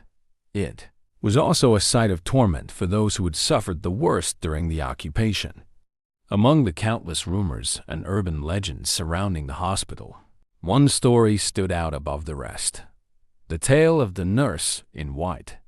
Many claimed to have seen her wandering the corridors late at night, her face obscured by the long hair that fell in front of it. She was often described as being silent, her feet never quite touching the ground as she glided through the abandoned halls. Some said she was the spirit of a nurse who had lost her life during the war, either by accident or by a deliberate act of violence, and that her soul could not find peace. Others believed she was not a nurse at all, but something far more sinister, using the hospital's reputation to lure the curious into its depths. Despite the stories, or perhaps because of them, the hospital became a magnet for paranormal investigators and ghost hunters. Some came armed with cameras and voice recorders, hoping to capture evidence of the afterlife. Others simply wanted to experience the thrill of stepping into a place where so many had suffered. But almost all who entered left with the same feeling, a deep, unsettling sense of dread that clung to them long after they left the hospital grounds. The nearby residents, those who had lived with the presence of Changi Hospital for decades, knew better than to go near it. They spoke in hushed tones about the hospital's dark energy, warning others to stay away. For them, the stories were more than just tales to scare the young. They were a reminder of a past that refused to stay buried. They knew that the hospital was not just haunted by ghosts, but by the weight of history itself, a history that continued to draw people in, only to leave them with more questions than answers. As the stories spread, Changi Hospital became a symbol of the darker side of Singapore's history. Tourists and locals alike would visit the site, not for its historical significance, but for the chance to experience the paranormal. Over time, the hospital became one of the most infamous haunted locations in Southeast Asia. But no matter how many visited, the hospital remained an enigma, a place where history and the supernatural collided in ways that no one could fully understand. By the time the 21st century arrived, Changi Hospital had become a ghost of its former self, both literally and figuratively. The once grand building had deteriorated into a hollow shell, but its reputation only grew stronger. The stories of ghostly sightings, strange noises, and inexplicable phenomena persisted, drawing in a new generation of thrill-seekers and paranormal enthusiasts. Little did they know, the hospital's spirits were waiting. The night was thick with humidity as the group of four made their way toward the looming silhouette of the old Changi Hospital. Despite the tropical heat, a cool, unsettling breeze seemed to hang in the air, growing more intense as they approached the building. It was well past midnight, the only time they dared to begin their investigation. By daylight, the hospital was merely a decaying structure, frightening. Yes, but devoid of the intense energy that so many had described. But at night, it was a different story. The group, led by Adam, a seasoned paranormal investigator, was determined to uncover the truth behind the ghostly tales. He had spent years traveling to supposedly haunted locations, gathering evidence of supernatural activity, but Changi Hospital had always been at the top of his list. Its reputation as one of the most haunted places in Southeast Asia intrigued him, but also made him cautious. He had heard enough stories to know that this place was different. He wasn't dealing with a few stray spirits here. There was something darker lurking in the hospital's corridors. The rest of the group was a mix of newcomers and seasoned explorers. There was Sarah, Adam's longtime friend and fellow investigator, who had a sharp eye for detail and an unshakable belief in the paranormal. Beside her was Marcus, the skeptic, a journalist who was there to write an article about their experiences, but who didn't believe in ghosts or spirits. And finally, there was Olivia, an enthusiastic newcomer who had joined out of sheer fascination for the unknown. She had heard all the stories, watched countless videos online, and now she wanted to experience it for herself. As they reached the entrance to the hospital, the building seemed to inhale the darkness around it, almost as if it were alive. The windows were hollow, like empty eyes watching them approach, and the crumbling facade was covered in a mix of moss, vines, and graffiti. The place had a strange magnetism, something about it compelled you to enter, despite the warnings that clung to every whispered tale of what had happened within its walls. Adam paused at the entrance, holding up his hand. "Before we go in," he said, his voice low but firm, "I want to remind everyone to stay close. This place is massive, and it's easy to get lost. If you feel anything strange, see something, or hear anything, let us know immediately. We don't take chances here." The group nodded in agreement. Even Marcus, who had spent most of the evening rolling his eyes at the others' excitement, seemed subdued by the sheer presence of the hospital. As they stepped through the threshold, the air seemed to shift. The cool breeze outside was gone, replaced by a heavy, oppressive stillness. The hallway stretched before them, its floor littered with broken tiles and debris. The walls, once pristine, were now cracked and peeling, revealing layers of decay. The flickering beam from Adam's flashlight illuminated the path ahead, casting long, eerie shadows that danced on the walls as they moved deeper into the building. It didn't take long for the first signs of the paranormal to appear. They'd only made it halfway down the hallway when Sarah suddenly stopped in her tracks. "Did anyone else hear that?" she asked, her voice barely above a whisper. The group froze, listening intently. At first there was nothing but silence, thick and heavy. Then, faintly, a sound echoed through the corridor's soft footsteps, as if someone were walking just ahead of them. But when Adam pointed his flashlight down the hall, there was nothing but emptiness. "No one else is here," Marcus said, his voice shaky but resolute. "It's probably just an echo or something." Adam nodded, though he wasn't convinced. He had heard similar sounds in other haunted locations, footsteps that belonged to no living person. They were a classic sign of residual energy, the imprint of a past event playing out over and over again. But this felt different. The sound wasn't distant or faint. It was clear, as if someone or something was moving toward them. "Let's keep going," Adam said, his voice steady. "We need more evidence before we can draw any conclusions." They pressed on, but the atmosphere had changed. The further they went, the more oppressive the air became, as if the very walls were watching them, waiting. Olivia, who had been full of energy earlier, now walked closer to Sarah, her eyes darting nervously around the darkened hallway. The group reached what had once been the hospital's main wing, a wide corridor lined with old patient rooms. Adam stopped and motioned for the others to fan out and investigate. Sarah took the left side, Olivia the right, while Marcus stayed back, eyeing the place with a mix of skepticism and unease. Adam himself moved toward one of the larger rooms at the end of the hall, where it was said that some of the worst encounters had occurred. Inside, the room was surprisingly intact compared to the rest of the building. The old hospital beds were still in place, though rusted and covered in dust. A single window at the far end allowed just enough moonlight to filter in, casting strange, jagged shadows on the floor. Adam turned on his EVP recorder, hoping to capture any voices or sounds that might be present. As he scanned the room, a chill ran down his spine, though the air remained still. He had barely taken a step when something brushed past him. It wasn't the wind. There was no draft in the room. It felt cold, and it moved with purpose. He spun around, shining his flashlight behind him, but nothing was there. "Adam?" Sarah's voice came through the radio, crackling with static. "We're picking up something on the other side." Footsteps again. "Are you hearing anything?"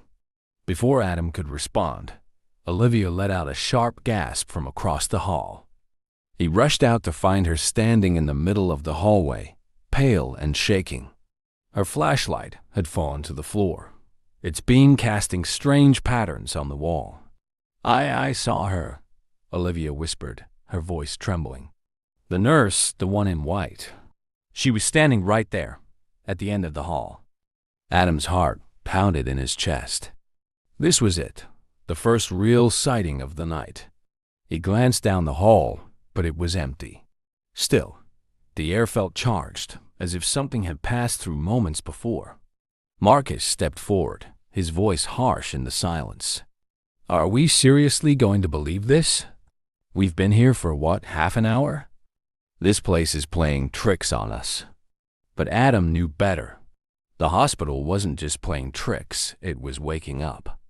"Let's regroup," he said, his voice calm but firm. "We're not done yet." As they moved deeper into the hospital, the energy in the air thickened. Something had been disturbed, something old and restless. And it was only the beginning. As the group ventured deeper into the decaying halls of Chanji Hospital, the atmosphere became heavier, as if the very air were thick with the weight of unseen eyes watching their every move. Every footstep echoed unnaturally in the silence, amplifying the eerie emptiness of the hospital. The once dismissive Marcus was now visibly unnerved, his skeptical front weakening as he trailed behind the others, eyes darting nervously from shadow to shadow. Even the always confident Adam felt the presence growing stronger around them. He knew the next few hours would test them all. The group entered the surgical ward, a long, cavernous room where the hospital's most critical operations had once taken place. Rusted, broken surgical instruments littered the floor, and the faint scent of decay lingered in the stagnant air. Despite the hospital being abandoned for years, the sense of urgency and pain seemed to hang in the space, as if the energy of countless emergencies had imprinted itself into the walls. Olivia stopped near an old operating table, her flashlight sweeping across it. The leather straps once used to secure patients were frayed, but still disturbingly intact. She shuddered, imagining the procedures that had taken place there during the war-desperate, under-resourced surgeries on soldiers and prisoners alike, many of whom never made it out alive. "I feel like we're being watched," Olivia whispered, stepping back. Her voice was barely audible, but it carried across the stillness, tense and strained. Adam didn't answer immediately. He was focused on the EVP, electronic voice phenomenon recorder in his hand, hoping to capture anything that might reveal presence. The device had been silent for most of the night, but now it flickered, as if something were trying to communicate. A soft crackle of static emerged, and then faintly, a voice. "Help me." Adam's head snapped up. He motioned for the group to stop moving. "Did you hear that?" he asked, his voice barely above a whisper. Sarah, standing a few feet away, looked at him wide-eyed. "What did it say?" "Help me," Adam repeated, looking down at the recorder in disbelief. His fingers tightened around the device. "It's weak, but it's there." Marcus scoffed, though his usual bravado was missing. It could be interference from the building or something else. "You can't just assume." But before he could finish his sentence, the sound of footsteps louder, closer echoed through the room. These were not the faint, distant footsteps they had heard earlier. This time, they were sharp and deliberate, as if someone or something was walking directly toward them. The group turned their flashlights toward the far end of the room, where the sound had to come from. The beams of light cut through the darkness, landing on a figure. For a moment, it seemed to be just a shadow, tall and unmoving. Then it shifted. A woman dressed in white stepped forward, her figure barely discernible in the dim light. Her face was obscured by the long, dark hair that fell over it, but her presence was undeniable. It was the nurse. Olivia gasped, stumbling back. "That's her. That's who I saw earlier." The group stood frozen, unsure of what to do. The air felt electric, charged with fear and something more, an unspoken invitation, or perhaps a warning. The figure remained motionless, her outline fading in and out of focus, as if she were caught between this world and the next. Adam stepped forward, his voice calm but strained. "We're not here to harm you. Can you tell us why you're still here? What do you need?" For a moment the room was silent, save for the sound of Adam's heartbeat pounding in his ears. Then, slowly, the figure raised one arm, pointing toward the far wall of the ward, where a heavy metal door stood partially ajar. The gesture was unmistakable. She wanted them to follow. Adam swallowed hard. He had been in countless haunted locations, but this was different. This wasn't just residual energy or a lost soul wandering aimlessly. This spirit was aware. It had purpose. Sarah, ever the believer, nodded at Adam. "I think we should go. She's showing us something." Marcus, still pale and shaking, was less convinced. "Are you insane? We need to get out of here. This isn't just some ghost story anymore. This is real." But Adam was already moving toward the door, his heart hammering in his chest. He couldn't walk away now, not when they were so close to understanding what was happening in this hospital. He pushed the door open, revealing a set of stairs leading down into what must have once been the hospital's basement level. The group hesitated, but Adam led the way, his flashlight guiding them down the narrow, creaking staircase. The temperature dropped noticeably as they descended, and the air grew damp and musty, as if the basement had been untouched for years.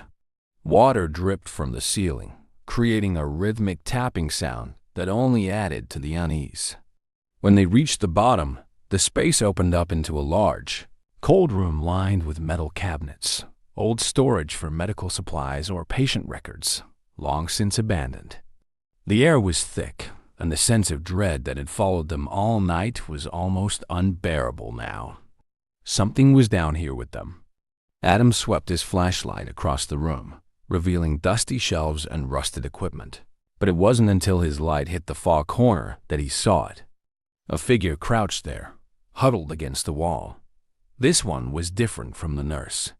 It was smaller, frailer, with dark, sunken eyes that reflected the beam of the flashlight. Its clothes were torn, stained with dirt and blood, and it stared back at them with an intensity that froze the group in place. Olivia gasped and covered her mouth, her eyes wide with terror. "What is that?" The figure didn't move, but its eyes followed them, filled with something that wasn't just fear or sadness, it was desperation. This was no harmless ghost. Whatever it had been in life, its spirit had been twisted by the pain and suffering it endured in the hospital. It was trapped, and it wanted something from them. Before Adam could react, the figure let out a low, guttural moan, the sound echoing off the walls. The air in the room seemed to vibrate, and the walls themselves groaned under the weight of the energy pulsing through the space. The entire basement felt alive, as if the hospital itself were reacting to the presence of this entity. "We need to leave," Marcus said, his voice strained with panic. "Now." But Adam remained rooted to the spot, his mind racing. This was the key. The nurse had led them here for a reason. He turned to Sarah, who stood frozen beside him, her face pale. "We can't leave yet," Adam said, his voice calm but firm. "There's something here, something we need to understand." The figure in the corner shifted, its head tilting as if listening. The atmosphere grew more intense, the energy building around them. They were not just witnesses anymore. They were part of the story now, whether they wanted to be or not. The spirits of Chanji Hospital were no longer hiding. They were making themselves known. The oppressive atmosphere of the basement weighed heavily on the group. Adam stood frozen, his flashlight trembling slightly as it illuminated the twisted figure in the corner. The air was thick, suffocating with a palpable sense of danger. Olivia's breath came in sharp gasps, and even Sarah, who had long believed in the paranormal, seemed on the verge of breaking. Marcus, standing furthest back, was the first to speak, his voice shaky but resolute. "This is insane. We need to leave right now. I don't care what you think is down here. Whatever this is, it's not something we should be messing with." Adam didn't answer immediately. His mind was racing, torn between the desire to uncover the truth and the instinctual fear clawing at the back of his mind. The entity in the corner hadn't moved, but its presence filled the room like a black hole, pulling them deeper into its shadowy grasp. He knew they were at a tipping point. If they pushed any further, there would be no turning back. But something deeper than curiosity held him in place. The nurse's silent gesture, the EVP's chilling plea for help, it all pointed to something unresolved, a spirit or force that hadn't moved on, trapped in this decaying ruin of a hospital. This wasn't just a random haunting. It was an unfinished story, one that they had unwittingly become a part of. "We can't leave yet," Adam finally said, his voice low but firm. "This place, there's something it wants us to see. The nurse showed us the way down here for a reason." Marcus let out an incredulous laugh, his frustration bubbling to the surface. "Are you out of your mind? That thing," he pointed to the figure still crouched in the corner, "doesn't want to show us anything. It's dangerous." "We're not ghost hunters, Adam. We're not prepared for this." The figure, which had remained still and silent up until now, shifted ever so slightly. The movement was barely perceptible, but it was enough to send a fresh wave of terror through the group. Its dark, hollow eyes seemed to lock onto Adam, and for a brief, horrifying moment, it appeared as though it was studying him, assessing him. Olivia, who had been huddled close to Sarah, stepped forward, her voice barely a whisper. What if it's not trying to hurt us? What if it's just stuck?" She glanced at Adam, her eyes wide with fear, but also with something else, hope. "Maybe it needs us to help it." Marcus shook his head, his patience worn thin. "You've been watching too many movies, Olivia. This thing is dangerous. We're not here to play hero. We need to go now." But Adam, despite the fear gnawing at his gut, couldn't shake the feeling that Olivia was right. Spirits didn't always act out of malice. Sometimes they were caught in the space between life and death, their unresolved pain turning them into something darker. Whatever this entity was, it wasn't here by choice. "We're not leaving yet," Adam said, his voice steady. "Not until we understand what's going on here." He turned to the figure, his flashlight still trained on it. "Who are you?" he called out, his voice echoing in the cold, damp air. "What happened to you?" For a long, tense moment, there was no response. The silence was so thick that the sound of water dripping from the ceiling felt deafening. Then, slowly, the figure began to rise. Its movements were jerky and unnatural, as if it hadn't walked in years. The room seemed to contract around them, the walls pressing in, the air growing colder with every second.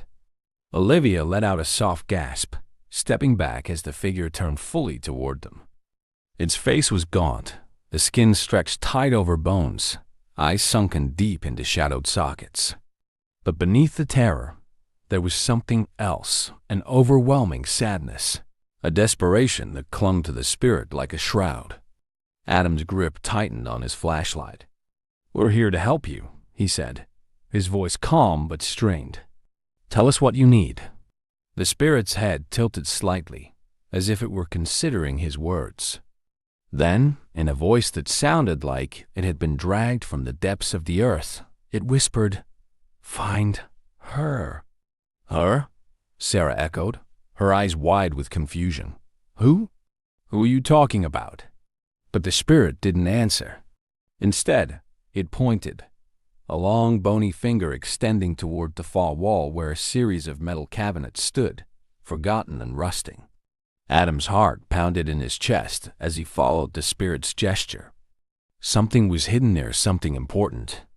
Without thinking, Adam crossed the room, his flashlight casting long, eerie shadows on the walls. He hesitated for only a moment before he reached for the cabinet door. The metal creaked loudly as it swung open, revealing a small locked box inside. The box was old, covered in dust and grime, and sealed with a heavy padlock that looked just as ancient as the hospital itself. "What is it?" Olivia asked, stepping forward to get a closer look. Adam shook his head. "I don't know. But whatever it is, it's important." Marcus groaned in frustration. "And how are we supposed to open it?" "We don't exactly have the tools for this." Before Adam could respond, a loud crash echoed through the basement, followed by a gust of cold air that swept through the room, extinguishing their flashlights momentarily. The figure in the corner had vanished, leaving only the oppressive energy behind. The room seemed darker now, more hostile. "We need to go," Marcus insisted, his voice rising in panic. "Now." But Adam couldn't leave, not without understanding what the box contained. He grabbed it, tucking it under his arm. "We'll take it with us," he said. "We can figure out how to open it later."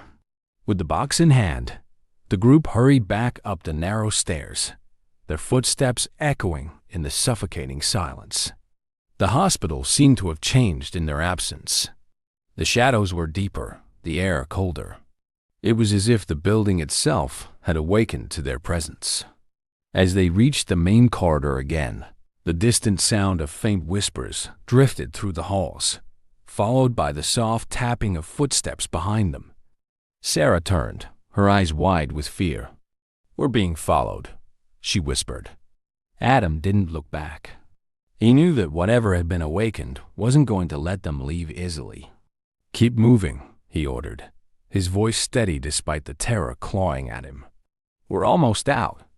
They quickened their pace, but the footsteps grew louder, closer. The whispers became more insistent, filling the hallway with a disorienting echo that seemed to come from all directions at once. Olivia's breath came in ragged gasps as she clutched Sarah's arm. Just as they neared the exit, a cold hand brushed against Adam's neck, sending a shock of icy fear down his spine. He spun around, flashlight flaring into the darkness. But nothing was there, only the endless looming shadows of the hospital. The group burst through the doors and into the night, the cold, fresh air of the outside world hitting them like a wave of relief. They stumbled away from the building, hearts pounding as the oppressive energy that had haunted them inside began to fade. But Adam knew it wasn't over, not by a long shot. Whatever was inside that box, whatever the spirit had pointed them toward, held the key to understanding what was really going on inside Changi Hospital. And he wasn't sure they were ready for what they would find. The cold night air outside the hospital wasn't enough to shake the weight of fear that clung to the group. They stood in a circle, panting, staring at the old, rusted box in Adam's hands. The hospital loomed behind them, its broken windows like hollow eyes watching their every move. Even in the safety of the open sky, they couldn't escape the oppressive energy that followed them. Adam placed the box on the ground carefully, as if it were a bomb that could go off at any moment. The others gathered around him, their faces still pale from the ordeal in the basement. The spirits had let them leave, but the strange, heavy box now lay between them like an unresolved question, one that demanded answers. "What do we do now?" Olivia asked, her voice barely above a whisper. Adam knelt next to the box, his fingers running over the rusted metal.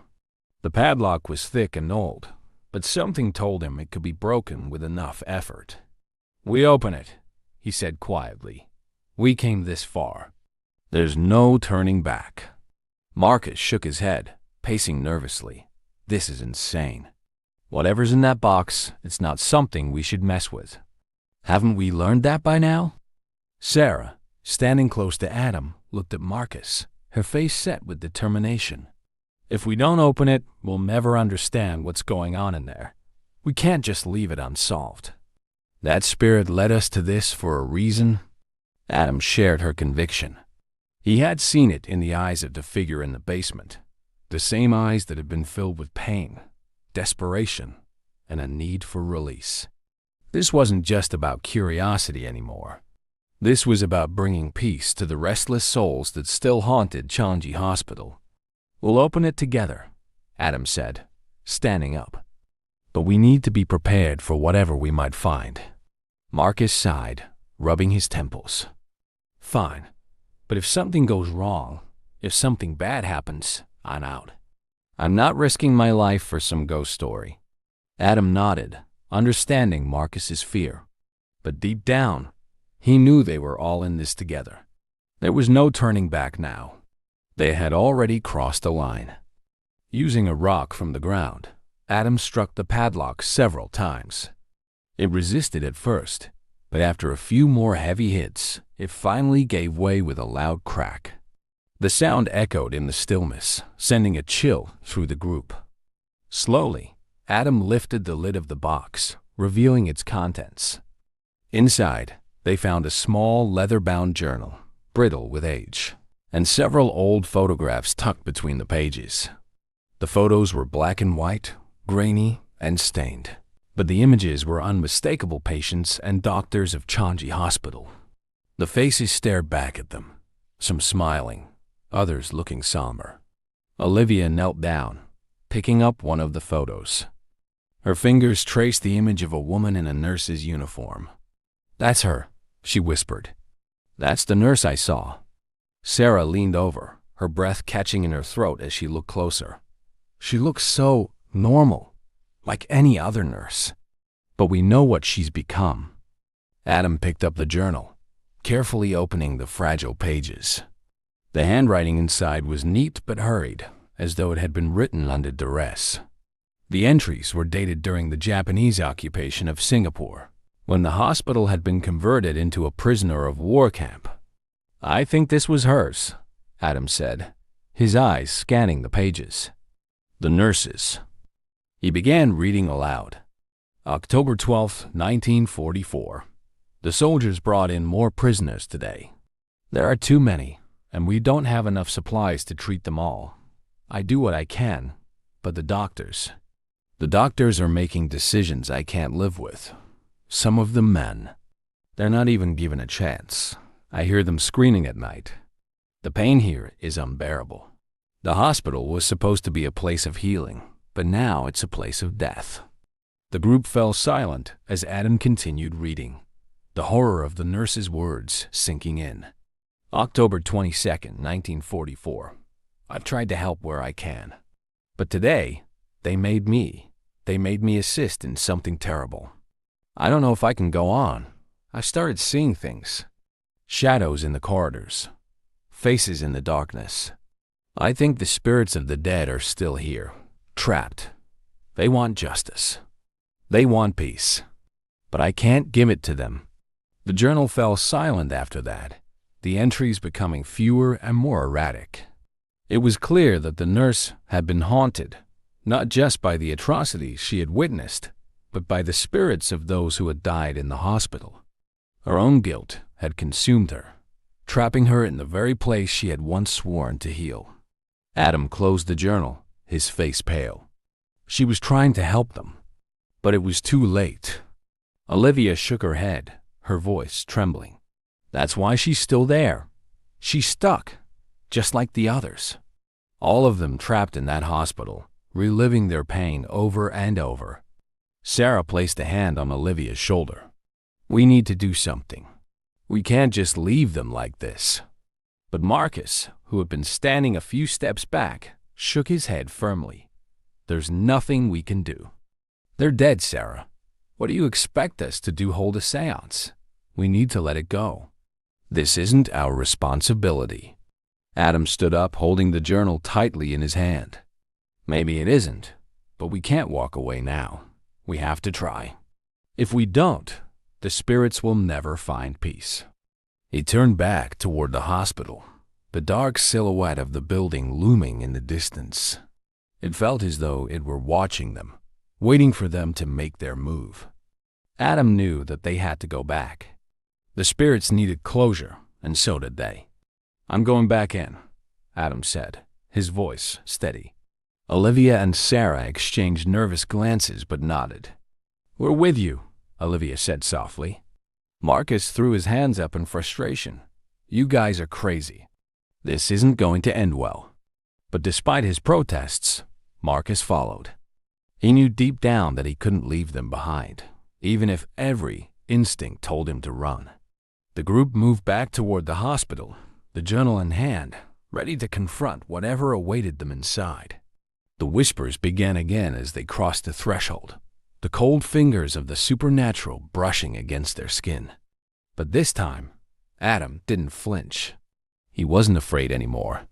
They retraced their steps back to the surgical ward, where the nurse's spirit had first appeared. The room was silent, the air thick with anticipation. Adam knelt in the center of the room, opening the journal to the final entry. "We're here to help you," he said aloud, his voice echoing in the emptiness. "We understand now. You tried to save them, but you couldn't. But we can help you find peace." For a long moment, nothing happened. The room remained still, the oppressive energy lingering like a storm about to break. Then, slowly, a figure appeared in the shadows. It was the nurse, her face no longer hidden by darkness, but clear and sorrowful. She looked at Adam, then at the journal in his hands. A soft whisper echoed through the room, and the nurse's form began to fade, her presence growing lighter, more at peace. The cold air lifted, and for the first time since they had entered the hospital, the group felt a sense of calm wash over them. "She's gone," Olivia whispered, her eyes filling with tears. "She's finally free." Adam stood, a weight lifting from his chest. "They're all free now." The group slowly made their way back to the exit, the oppressive energy of the hospital finally behind them. As they stepped into the night, they looked back at the building one last time. It was still old, decaying, and haunted by its past, but the spirits within had finally been laid to rest. The mystery of Shanji Hospital was solved, but the memory of what had happened there would never be forgotten. The wind whipped through the barren desert, carrying with it the smell of ancient dust. Under the scorching Egyptian sun, a team of archaeologists stood on the edge of an excavation site, peering into the depths of history. The land beneath them had lain undisturbed for centuries, its secrets buried beneath the shifting sands. Now, they were about to awaken something far older than they had imagined. Dr. Elizabeth Carter, a seasoned archaeologist with a sharp mind and an even sharper sense of adventure, squinted as she surveyed the site. She had spent years chasing after myths, legends, and stories that others dismissed as superstition, but this time was different. This time, she had found the real thing. "We're almost there," she murmured, her voice a mixture of awe and anticipation. She looked down at the workers, who were carefully clearing the entrance to the tomb. The structure had been hidden under layers of sand for millennia, a forgotten monument to an unknown pharaoh. Her team had spent months on this expedition, driven by an ancient map she had discovered in the British Museum archives. It had been labeled as a fake by most historians, but Elizabeth knew better. There was truth in the old legends, truth she was determined to uncover. Behind her, Robert Langley, a young Egyptologist fresh out of university, adjusted his glasses and wiped the sweat from his brow. He was new to the field and eager to prove himself, though he still harbored doubts about the tales of ancient curses that Elizabeth had warned them about. "You don't really believe in all that, do you?" Robert asked, eyeing her cautiously. Elizabeth smiled without looking at him. "Whether the first believe or not is irrelevant. The ancient Egyptians believed it, and sometimes belief can be powerful enough to make things real." He frowned, unsure if she was serious. Before he could ask more, a sudden shout from one of the workers interrupted the moment. "Dr. Carter, we've cleared the entrance." Elizabeth's heart raced as she hurried down to the site. The entrance was now fully exposed, a gaping hole in the ground, framed by worn stone carvings that told the story of the pharaoh entombed within. The hieroglyphs were faded but still legible, and they spoke of power, betrayal, and vengeance. She knelt beside the opening, running her fingers over the ancient script. "This is it," she whispered. "The tomb of Nefermot." Robert raised an eyebrow. "Nefermot? I've never heard of him." "You wouldn't have," Elizabeth replied, her voice low. "He was erased from history. His name was struck from records, his monuments destroyed, yet here he lies. They say he was a ruler who dabbled in dark magic, who betrayed the gods themselves. His people feared him, and after his death, they sealed him away, hoping to keep his spirit from ever returning." A chill ran through Robert despite the heat.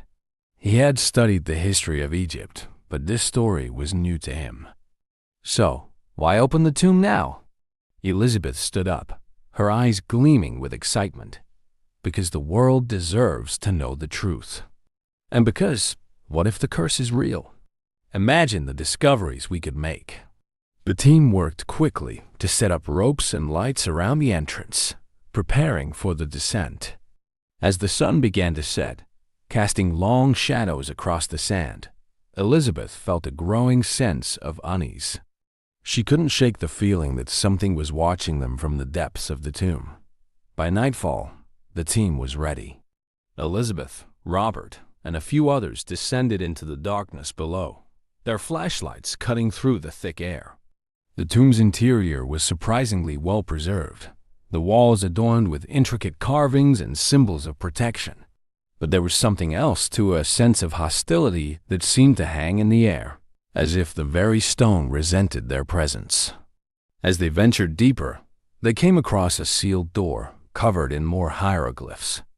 Elizabeth studied them closely, her brow furrowing as she read aloud. "He who enters here shall be doomed to eternal torment.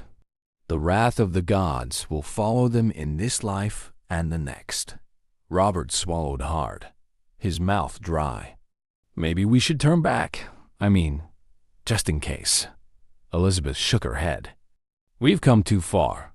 She motioned for the workers to pry open the door. With a groan of protest, the stone door creaked open, revealing a large chamber filled with golden treasures.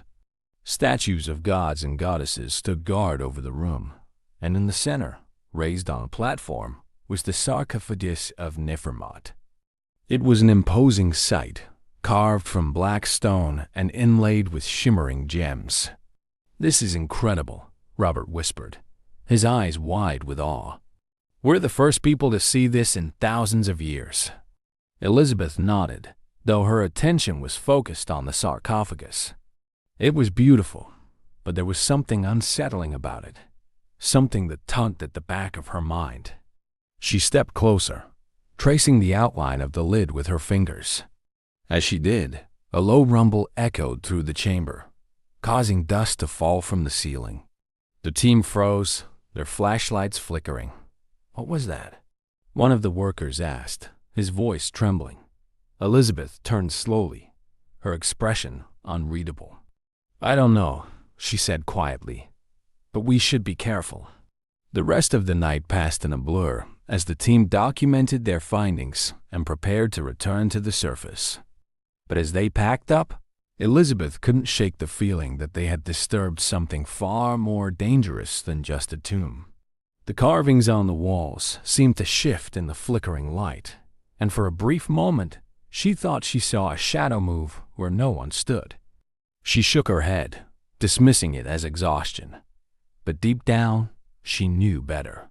The curse of Nefermot had been awakened, and there would be no turning back. Morning came with a pale light creeping over the horizon, casting long shadows across the desert floor.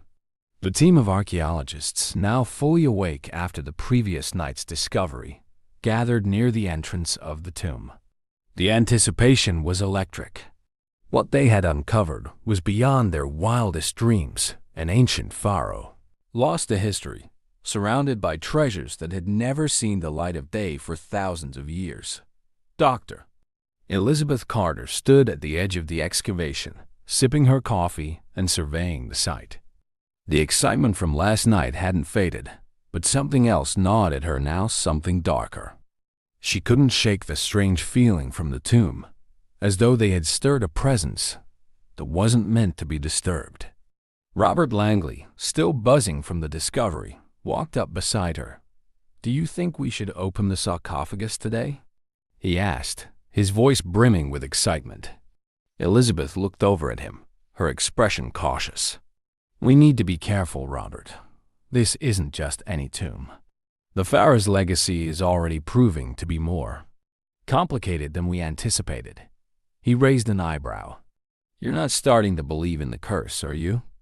"I'm not saying I believe it," she replied, choosing her words carefully. "But we can't ignore the warnings. There are always consequences when we disturb the dead." Robert chuckled nervously, but Elizabeth's serious tone gave him pause.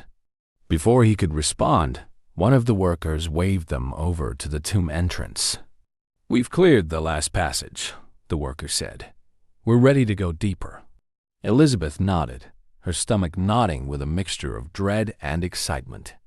She glanced back at the others, her core team of archaeologists and a few local workers, who had become increasingly quiet since the discovery. Superstitions ran deep in these parts, and the locals were more hesitant than ever to continue. Nevertheless, the group descended into the tomb once again, flashlights piercing the darkness. The air was thicker this time, heavier, as though the tomb itself was pressing down on them. Dust particles floated in the narrow beams of light, dancing in the stillness. As they moved through the chamber they had uncovered the previous night, the treasures glittered in the light golden statues, intricate jewelry, and artifacts that spoke of wealth beyond imagination. Yet none of it seemed to matter. All eyes were drawn to the black sarcophagus that loomed in the center of the room, its stone surface polished to an unnatural sheen.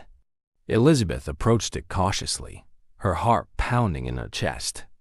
"Today we make history," she whispered, though her excitement was laced with apprehension. She ran her fingers over the carvings again, feeling the cold stone beneath her touch. The hieroglyphs that had warned them about the curse seemed more ominous now. With a deep breath, she gave the signal. "Let's open it." The workers moved into position, and with great effort, they pried the heavy lid from the sarcophagus. A deep, groaning sound echoed through the chamber as the stone lid shifted, sending a cloud of ancient dust into the air. When the lid was finally removed, the room fell into a heavy silence. Inside the sarcophagus lay the mummified remains of Pharaoh Nefermat. His body was wrapped tightly in linen, his face covered by a golden death mask, intricately designed to depict his stern features. The sight was breathtaking. Robert stepped forward, his voice barely a whisper. "It's magnificent." But Elizabeth didn't respond. She was transfixed by something else, a faint shimmer in the air above the sarcophagus. Something barely perceptible, like a shadow that shouldn't be there. She blinked, and it was gone. Shaking off the strange sensation, she began to examine the contents of the sarcophagus more closely. The body was remarkably well preserved, considering its age. Around the mummy, there were amulets and charms, each carved with symbols of protection. But there was something else, a small blackened scroll tucked beneath the pharaoh's hands. Elizabeth carefully removed it, her fingers trembling. The scroll was delicate, almost crumbling at her touch, but she could make out the faded ink of ancient writing. This might be the key to everything," she murmured, more to herself than anyone else. She handed the scroll to Robert, who studied it intently. "It's written in a very old dialect. I'll need time to translate it, but it looks like it's some kind of incantation or warning." Before they could discuss it further, one of the workers shouted from the back of the chamber, "Dr. Carter, something's wrong." Elizabeth and Robert rushed over to where a group of workers stood, staring at the floor. The ground beneath them was shifting slightly, almost imperceptibly, but enough to cause concern. A deep crack had appeared in the stone, and from it, a foul-smelling gas was seeping into the room. "Get back," Elizabeth ordered, pulling the workers away. "Everyone out now." The team hurried out of the chamber, scrambling back up to the surface. Once they reached the open air, Elizabeth took a deep breath, trying to calm her racing heart. The crack in the floor had been unexpected and unsettling. The gas that had seeped out wasn't like anything she had encountered before. It smelled of decay and something far more sinister. "Are you okay?" Robert asked, his voice strained. "I'm fine," she replied, though she wasn't sure she believed it. "But that crack, something's not right down there." Robert nodded, glancing back at the entrance to the tomb. "Maybe we should slow down. We've already found more than we expected. It might be time to document everything and head back." Elizabeth shook her head. "We can't leave yet. There's still too much we don't understand. We need to figure out what that scroll says and why the ground is shifting." Despite her words, a deep unease had settled over her. The curse, the warnings, the strange phenomena, it was all starting to feel too real. But she couldn't walk away. Not now. Later that night, as they gathered around the campfire to discuss the day's findings, the atmosphere was tense. The local workers had grown more distant, refusing to return to the tomb the next day. They spoke in hushed voices, muttering about the ancient curse, about how they had angered the gods. Elizabeth tried to calm them, but the fear in their eyes was hard to ignore. "Do you think there's really something to this curse?" Robert asked, lowering his voice so the workers wouldn't hear. Elizabeth hesitated before answering. "I don't know," she admitted. "But I do know that we've awakened something. Whether it's just superstition or something more, we'll have to be careful." As the night wore on, the team dispersed to their tents, the desert winds howling in the distance. Elizabeth lay awake, staring up at the stars, her mind racing. The tomb, the pharaoh, the strange occurrences, it was all connected, she was sure of it. But what it meant, and what they had truly unleashed, was still unclear. One thing was certain. The deeper they dug, the closer they came to uncovering a truth that was never meant to be found. The desert sun hung high over the excavation site, its relentless heat beating down on the weary team. The discovery of Pharaoh Nefermot's tomb had sent shockwaves through the archaeological world. But now, as the days passed, the sense of victory was being slowly consumed by an undercurrent of dread. Elizabeth Carter sat in her tent, staring at the ancient scroll they had found in the pharaoh's sarcophagus. The brittle parchment covered in faded hieroglyphs seemed to pulse with a quiet menace. Every time she touched it, an odd chill crept up her spine.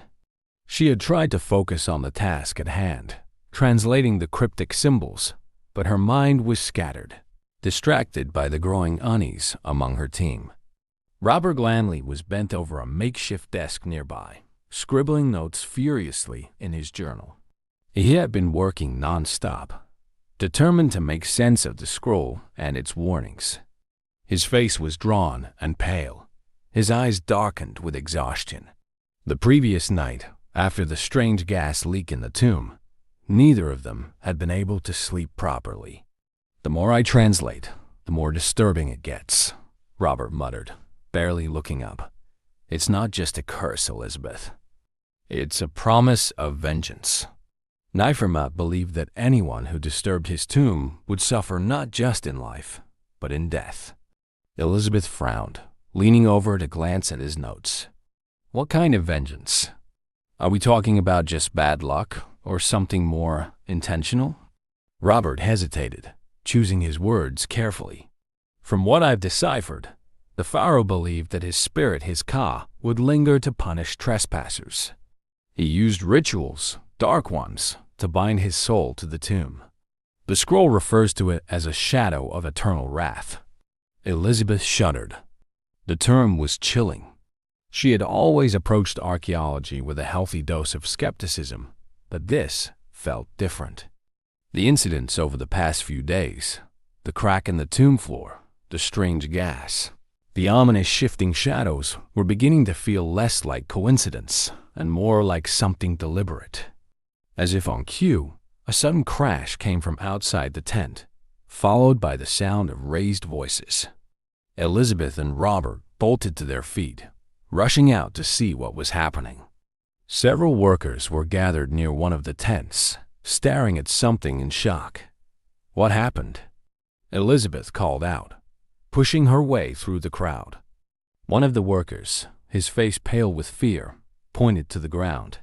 "The statues, they moved." Elizabeth blinked, confused. "What do you mean? They moved?" "The statues from the tomb," another worker said, his voice trembling. "We brought them out to catalog this morning, but when we returned from lunch, they were in different positions, like they had been rearranged." Elizabeth's stomach twisted.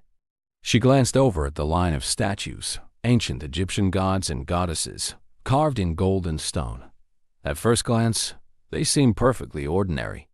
But as she approached, she noticed something was wrong. The positions were off. The statues that had been standing upright were now leaning slightly, their heads turned just enough to give the impression that they were watching. "That's impossible," Robert said quietly, his face pale. "No one's touched them." The local workers murmured in hushed voices, their fear palpable. Elizabeth could feel the tension rising. This wasn't the kind of thing she could explain away easily. And she knew that if she didn't act soon, the entire team would begin to crumble under the weight of superstition and fear. "We're going to move them back into the tomb," Elizabeth announced, trying to keep her voice steady. "It's possible the ground shifted or something disturbed them, but let's not leave them out here." But as they began to carefully transport the statues back into the tomb, something even stranger happened. A low, vibrating hum filled the air, almost imperceptible at first, but gradually growing louder.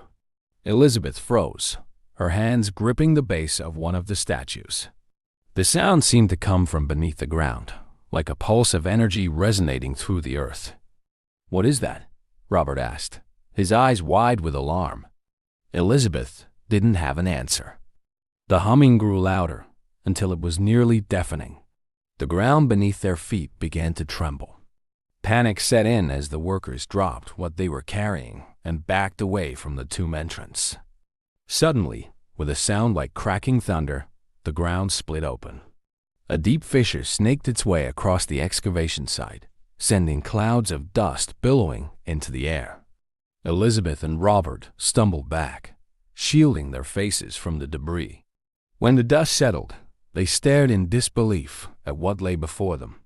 The crack had revealed a hidden chamber beneath the tomb, a dark void that seemed to beckon them downward. "We need to close this site," Robert said, his voice shaking. "This is too dangerous. We can't keep going." Elizabeth's heart raced. She knew he was right. Everything about this site had grown increasingly perilous. But at the same time, she couldn't shake the feeling that they were on the verge of discovering something truly extraordinary. Something that could rewrite history. "No," she said firmly. "We've come too far. We have to see what's down there." Robert stared at her in disbelief. "Elizabeth, this isn't just archaeology anymore. There's something alive in that tomb. You can feel it. You felt it since the beginning." She knew he was right, but the pull of the discovery was too strong. She couldn't turn back now. Not after everything they had uncovered. "Just give me one more day," she pleaded.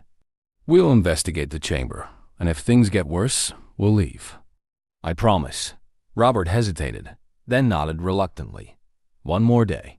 But if anything else happens, we're done." Later that evening, as the team gathered around the campfire, the mood was somber. The workers spoke in whispers, their eyes darting nervously toward the tomb entrance, as though expecting something to emerge from the darkness. Elizabeth sat apart from the group, staring into the flames, her mind racing. The fissure had revealed something buried deeper than they had ever expected. But it wasn't just the physical dangers that worried her. It was the sense of unease that clung to her, a growing fear that they had indeed awakened something ancient and powerful. As she sat there, lost in thought, she noticed a strange flicker at the edge of her vision. Turning her head, she saw a figure standing at the edge of the camp, shrouded in shadow.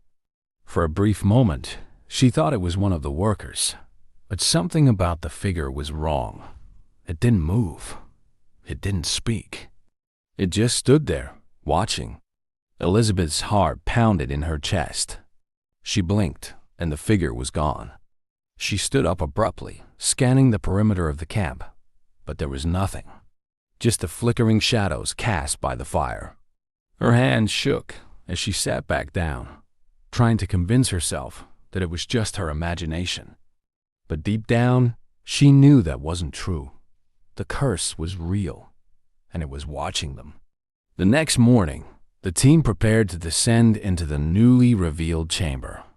Elizabeth's determination had returned, but so had the feeling of being watched. As they carefully lowered themselves into the darkness below, The air grew colder, more oppressive. The chamber was vast, much larger than they had anticipated. The walls were lined with more hieroglyphs, but these were different, angrier, almost violent in their depiction of the pharaoh's rage. In the center of the room stood an altar, covered in dark stains that looked far too fresh to be ancient. Elizabeth's breath caught in her throat. "This is it," she whispered. "This is where the ritual was performed." Robert shivered, glancing around nervously. "We shouldn't be here. We need to leave." But before they could turn back, a loud crash echoed through the chamber. The entrance to the tomb had sealed itself, trapping them inside. Elizabeth's heart raced as the oppressive energy in the room grew stronger, the air thick with something unseen. The curse had awakened fully now, and they were at its mercy. The chamber was utterly silent, save for the panicked breathing of the team. Elizabeth's pulse raced as she stared at the sealed entrance, the heavy stone slab now blocking their escape. The cold, oppressive air clung to her skin, and the weight of the darkness pressed in around them, making it hard to think clearly. They were trapped, sealed in the depths of an ancient tomb with no way out. Robert paced frantically, his eyes wide with fear. "We have to find another exit," he muttered, his voice trembling. "There's no way they built a chamber like this without a second way out." Elizabeth knew he was right, but a sinking feeling told her that this wasn't a typical tomb. Pharaoh Nefermud had ensured that no one who entered this place would ever leave. The curse had been set in motion, and now they were caught in its grip. "We'll look for another way out," she said, trying to keep her voice steady. "Stay calm, everyone. Panicking won't help us." The rest of the team nodded, though fear was etched on their faces. The local workers, already unnerved by the strange events of the past few days, seemed even more terrified now.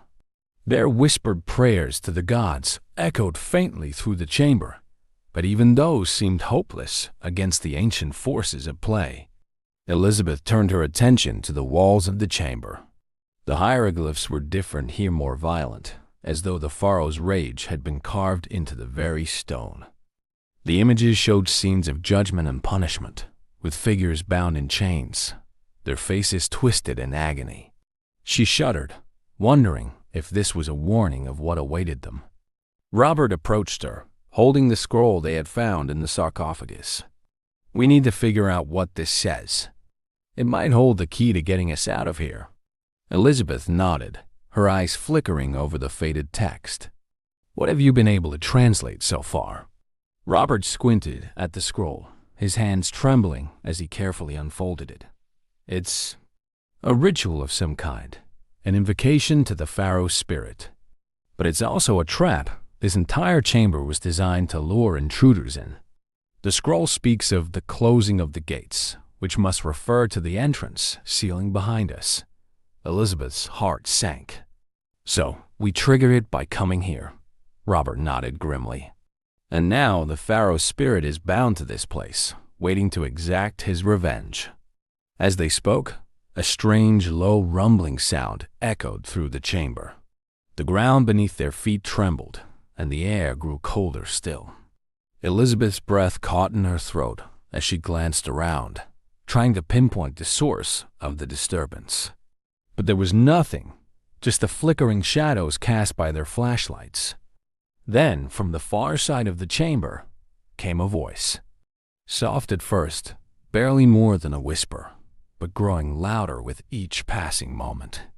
It was a language neither Elizabeth nor Robert recognized, ancient and filled with malice.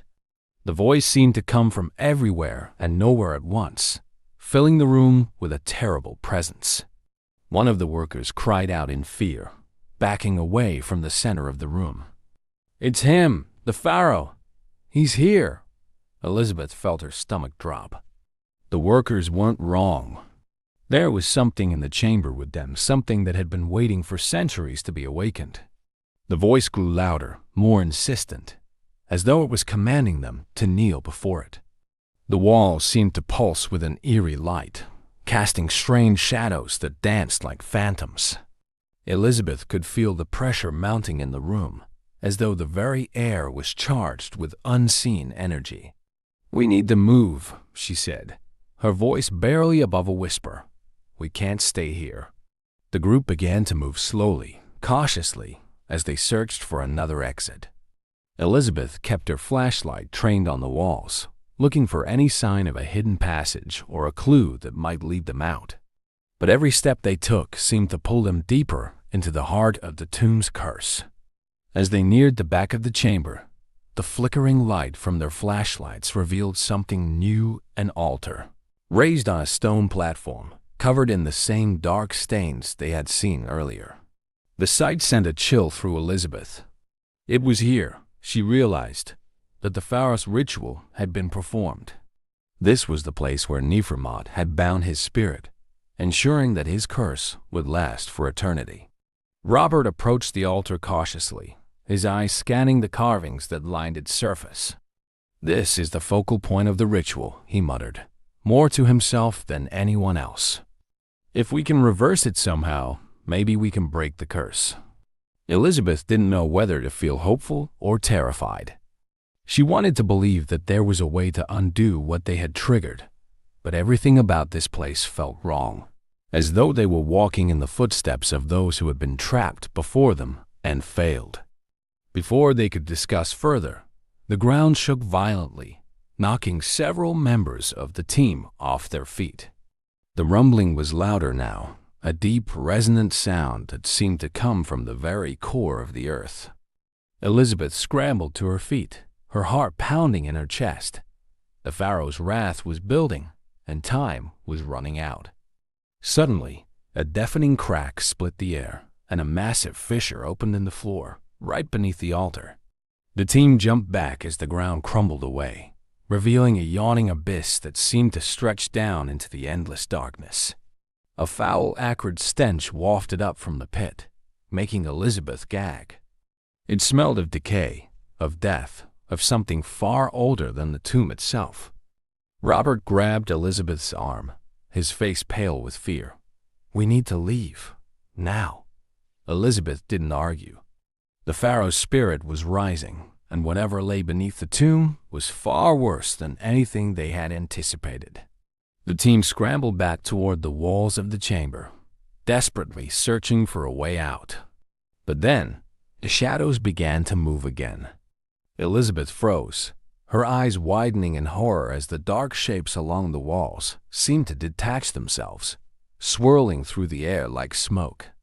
They twisted and writhed, forming into grotesque, vaguely human figures, faceless, but filled with malice. The shadowy forms surged toward the team, their presence suffocating, as though the very darkness had come alive. One of the workers screamed, stumbling backward as the shadows closed in. Elizabeth lunged forward, grabbing his arm and pulling him away from the approaching figures. "We need to stick together," she shouted. "Don't get separated." The team huddled close, their flashlights flickering wildly as the shadows swarmed around them. Elizabeth could feel the cold touch of the darkness on her skin, as though it was trying to pull her in. She fought the urge to panic, keeping her focus on finding a way out. "There!" Robert shouted, pointing to a narrow passageway that had been hidden in the shadows. "We can get through there." Without hesitation, they ran for the passage, the shadows swirling angrily behind them. Elizabeth's heart pounded in her chest as they squeezed through the narrow gap, their bodies scraping against the rough stone walls. The darkness seemed to press in from all sides, but they kept moving, desperate to escape. At last, they burst out into a smaller chamber, the air slightly clearer here, though the oppressive feeling lingered. Elizabeth gasped for breath, her legs trembling from the effort. The rest of the team collapsed around her, their faces pale and soaked with sweat. "We can't keep running," Elizabeth said between gasps. "We have to figure out a way to stop this." Robert nodded, though his expression was grim. "The altar? The ritual. If we can reverse it, maybe destroy the altar, we might be able to weaken the pharaoh's hold. But how?" One of the workers asked, his voice shaky. "We barely got out of there alive." Elizabeth took a deep breath, steadying herself. "We don't have a choice. We either face this or we'll never get out." Gathering their strength, the team prepared to return to the main chamber, knowing that it was their only hope of survival. The shadows were growing stronger, the curse tightening its grip, but they couldn't give up. Not yet. As they moved cautiously back through the passage, Elizabeth felt a new resolve settle over her. They had disturbed something ancient, something far beyond their understanding, but they would fight. They had to, because if they didn't, they would become just another part of the pharaoh's tomb, forgotten and consumed by the darkness. The oppressive darkness of the tomb clung to the group as they retraced their steps back to the main chamber. Every breath felt heavier, every step more labored. Elizabeth's mind raced with fear, doubt, and a sliver of hope. The only way to escape this nightmare was to face the curse head-on. Nefermot's altar had to be destroyed, but as they moved deeper into the tomb, the unsettling presence of the pharaoh's wrath seemed to follow closely, like a predator stalking its prey. Behind her, Robert's breathing was shallow, his footsteps dragging. "How can we stop something that's not alive?" he muttered, half to himself. His exhaustion was palpable, but so was his determination. "We'll find a way," Elizabeth replied, more to convince herself than anyone else. She wasn't sure how they would defeat an ancient curse, but turning back wasn't an option. The pharaoh's spirit had awoken, and it wouldn't rest until they were all claimed by the darkness. As they reached the main chamber again, the eerie silence enveloped them. The fissure that had opened earlier now loomed like a gaping wound in the center of the room, and the altar still stood ominously, bathed in a faint glow from their flashlights. The air felt colder, thicker, as though the chamber itself was alive and aware of their presence. "We need to move quickly," Elizabeth whispered, her eyes locked on the altar. "If the altar is the key to the curse, we have to destroy it before the shadows return." Robert nodded, but his expression was grim. "If we do this, there's no telling what might happen." The curse was meant to protect the pharaoh's spirit for eternity. If we disrupt it, we could be facing something even worse. Elizabeth knew he was right, but there was no other choice. "We're already facing the worst, Robert. We either end this now, or we become part of it." With a shared look of resolve, the group cautiously approached the altar. The dark stains on its surface seemed to shimmer in the dim light, and the hieroglyphs that lined the walls appeared to shift and writhe as though they were alive. The oppressive energy in the room grew stronger with each step they took, and the air felt thick with tension. Elizabeth reached out, her hand hovering just above the surface of the altar.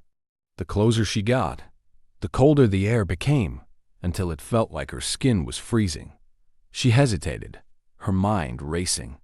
What if destroying the altar made things worse? What if it unleashed something far more dangerous than the curse itself?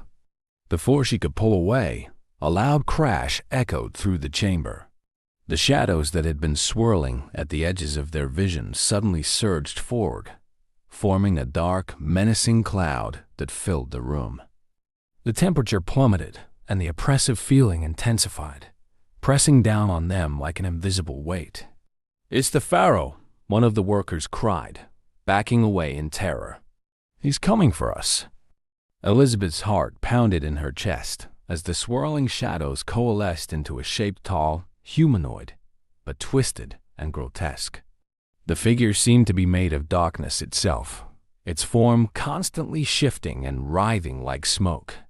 It had no face, no features, but its presence was overwhelming, radiating a sense of ancient malevolence. The pharaoh's spirit had manifested. "Stay together," Elizabeth shouted, trying to keep the group from scattering in panic. "We have to destroy the altar now." But the dark figure began to advance, its movement slow and deliberate, as though it knew they had no escape. The air crackled with energy, and the ground beneath their feet trembled with each step the shadow took. Elizabeth felt an icy grip on her soul, a suffocating dread that threatened to paralyze her. "Elizabeth!" Robert's voice snapped her back to reality. "The altar!" With a burst of determination, Elizabeth grabbed the nearest tool, a heavy stone chisel, and raised it above her head. She didn't hesitate. With all her strength, she brought the chisel down on the altar, striking it hard. The sound of the impact echoed through the chamber, and the surface of the altar cracked beneath the blow.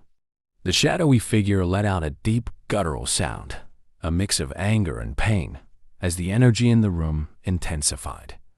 The walls seemed to close in, and the oppressive darkness swirled more violently around them. "Again!" Robert shouted, grabbing another tool and joining her. Together, they struck the altar again and again, each blow sending shock waves through the chamber. The cracks in the stone deepened, and with each strike, the pharaoh's spirit seemed to weaken, its form flickering like a dying flame. But the curse wasn't going to let them go so easily. Without warning, the ground beneath them shook violently, knocking them off their feet. The fissure in the center of the room widened, and the floor began to crumble, large chunks of stone falling into the darkness below. A deafening roar filled the chamber, the sound of the tomb itself collapsing in on them. "We have to get out of here," Elizabeth shouted, scrambling to her feet. The altar was nearly destroyed, but the pharaoh's wrath was far from over. The dark figure still loomed above them, though its form was now unstable, shifting and flickering like a dying shadow. Robert grabbed her arm, pulling her away from the altar as the ground continued to shake. "It's falling apart. We need to move." The rest of the team had already begun to retreat, their flashlights flickering as the darkness closed in around them. The fissure was growing wider, and the room was filling with dust and debris. Elizabeth's heart raced as she realized they had only moments before the entire tomb collapsed. But then, with one final, desperate swing of the chisel, Robert struck the altar again, this time with enough force to shatter it completely. The stone exploded in a cloud of dust and fragments, and a surge of energy pulsed through the chamber. The pharaoh's spirit let out an inhuman wail, its form disintegrating into the air, and the oppressive darkness that had filled the room began to dissipate. For a brief, fleeting moment, everything was still. Then the ground gave way beneath them. Elizabeth and Robert tumbled into the widening fissure, falling into the darkness below. The air rushed past them, and for a terrifying second, Elizabeth thought this was the end, that they had only traded one kind of death for another. But instead of hitting solid ground, they landed in a deep pool of water, the cold shock snapping her back to reality. Gasping for breath, Elizabeth surfaced, her body aching from the impact. The water was freezing, but it had saved their lives. She looked around, disoriented, and saw Robert struggling to stay afloat beside her. Above them, the tomb continued to collapse, the sound of falling stone echoing through the vast underground chamber. "We're alive," Robert gasped, his voice filled with disbelief. Elizabeth nodded, though her heart was still racing. "For now, we need to find a way out." The pool of water appeared to be part of a hidden underground river, its dark currents flowing deeper into the earth. With no other options, they began to swim, letting the current carry them away from the collapsing tomb. The freezing water numbed Elizabeth's limbs, but she pushed forward, her determination fueled by the sheer will to survive. After what felt like an eternity, they finally emerged into a smaller, narrow tunnel. The air was damp and cold, but at least they were out of the water. Exhausted, they crawled onto the rocky shore and collapsed, gasping for breath. For a long time, neither of them spoke. The tomb was behind them now, and the pharaoh's spirit had been banished, but the weight of their ordeal still hung heavy in the air. They had survived, but at what cost? Finally, Robert broke the silence. "Do you think it's over?" Elizabeth stared into the darkness of the tunnel ahead. "I don't know," she admitted. "But we destroyed the altar, we broke the curse. Whatever happens next, we did everything we could." Robert nodded, though the uncertainty still lingered in his eyes. Let's hope that was enough. Together, they gathered their strength and began to make their way through the tunnel, hoping it would lead them to the surface. The path was long and treacherous, but with each step, the weight of the curse seemed to lift, as though the Pharaoh's wrath had finally been laid to rest. Hours later, as they emerged into the pale light of dawn, Elizabeth took a deep breath of the fresh desert air. The tomb was far behind them now, buried beneath the sands where it had remained for millennia. The curse had been broken, but the memory of their ordeal would haunt them forever. The story of the Stanley Hotel begins long before the first whispers of ghosts or strange occurrences were ever uttered. It starts with a man Freeland Oscar Stanley, whose vision of luxury and elegance would bring to life one of the most iconic hotels in the world, nestled in the rugged wilderness of Estes Park, Colorado. Freeland Oscar Stanley, born in 1849, was no ordinary businessman.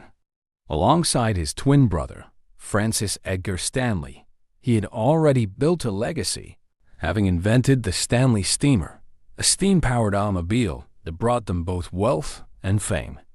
But by the early 1900s, Freeland's health began to deteriorate. He was diagnosed with tuberculosis, a common and often fatal illness at the time. Doctors advised him to seek out the fresh, clean air of the mountains to help improve his condition. Like many others in his situation, Stanley journeyed west in search of a cure. In 1903, Stanley and his wife, Flora, arrived in Estes Park, Colorado, and something about the place captivated him. The crisp mountain air and stunning views seemed to breathe new life into his weakened lungs. To his surprise and delight, his health improved drastically. Grateful for this transformation, Stanley envisioned turning Estes Park into a world-class tourist destination, one that would attract the wealthy and elite from across the country. But if he was going to bring the high society of America to the Rocky Mountains, they would need accommodations befitting their status. With that thought in mind, Stanley set to work building his dream, the Stanley Hotel. Construction on the Stanley Hotel began in 1907. Stanley spared no expense, importing materials from the East Coast and bringing in skilled craftsmen to build a structure that was as opulent as anything one might find in New York or Boston. This grand estate, perched at the foot of the mountains, would be a symbol of elegance in the heart of the untamed wilderness. The design of the hotel was influenced by colonial revival architecture, with a sweeping veranda that offered panoramic views of the surrounding mountains. Inside, it boasted modern amenities that were rare in this part of the country at the time, including electricity, telephones in every room, and bathrooms with running water. The hotel was a marvel of luxury, and when it opened its doors in 1909, it quickly became a hotspot for the rich and famous. Stanley and his wife were more than just the owners. They were hosts. Flora, a talented pianist, often played concerts in the grand music room, while Stanley personally welcomed guests and regaled them with stories. It was a place of joy, celebration, and escape, a retreat from the troubles of the world. But while the hotel thrived, there were already whispers that something wasn't quite right. Even in its earliest days, the Stanley Hotel was a place of contrasts, luxury surrounded by the raw beauty of nature, life thriving in the shadow of the mountains, and, as some would soon believe, the living sharing space was something else. The first reports of strange occurrences were subtle, easily dismissed by most.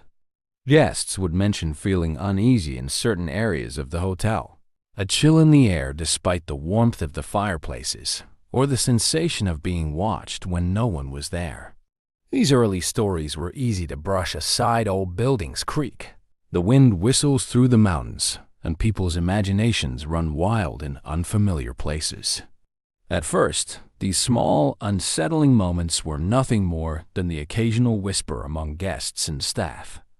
But as the years passed, These stories grew in number and strangeness. One of the most famous events in the early history of the Stanley Hotel occurred in 1911. During a violent thunderstorm, the power went out, and the hotel staff scrambled to light lanterns to ensure the guests remained comfortable. Elizabeth Wilson, the hotel's head chambermaid, was tasked with lighting the gas lamps in room 217, one of the hotel's most luxurious suites. As Wilson entered the room, unaware that there was a gas leak, she struck a match, igniting a massive explosion that destroyed part of the second floor. Miraculously, Wilson survived the blast but was severely injured. After a long recovery, she returned to work at the hotel, continuing her duties until her eventual passing years later. Yet, it seems that Wilson's connection to the Stanley Hotel didn't end with her life. Soon after her death, guests began reporting strange occurrences in room 217. The bed covers would be neatly tucked when no one had entered the room. Luggage would be unpacked, and the lights would turn on and off on their own. Some guests even reported feeling a cool presence in the room, as if someone were standing beside them, watching over them. These events marked the beginning of what would become one of the most famous hauntings at the Stanley Hotel, and room 217 would go on to become a focal point of the hotel's eerie reputation. As the years went on, Stanley continued to pour his heart and soul into the hotel, and he remained closely tied to it until his death in 1940.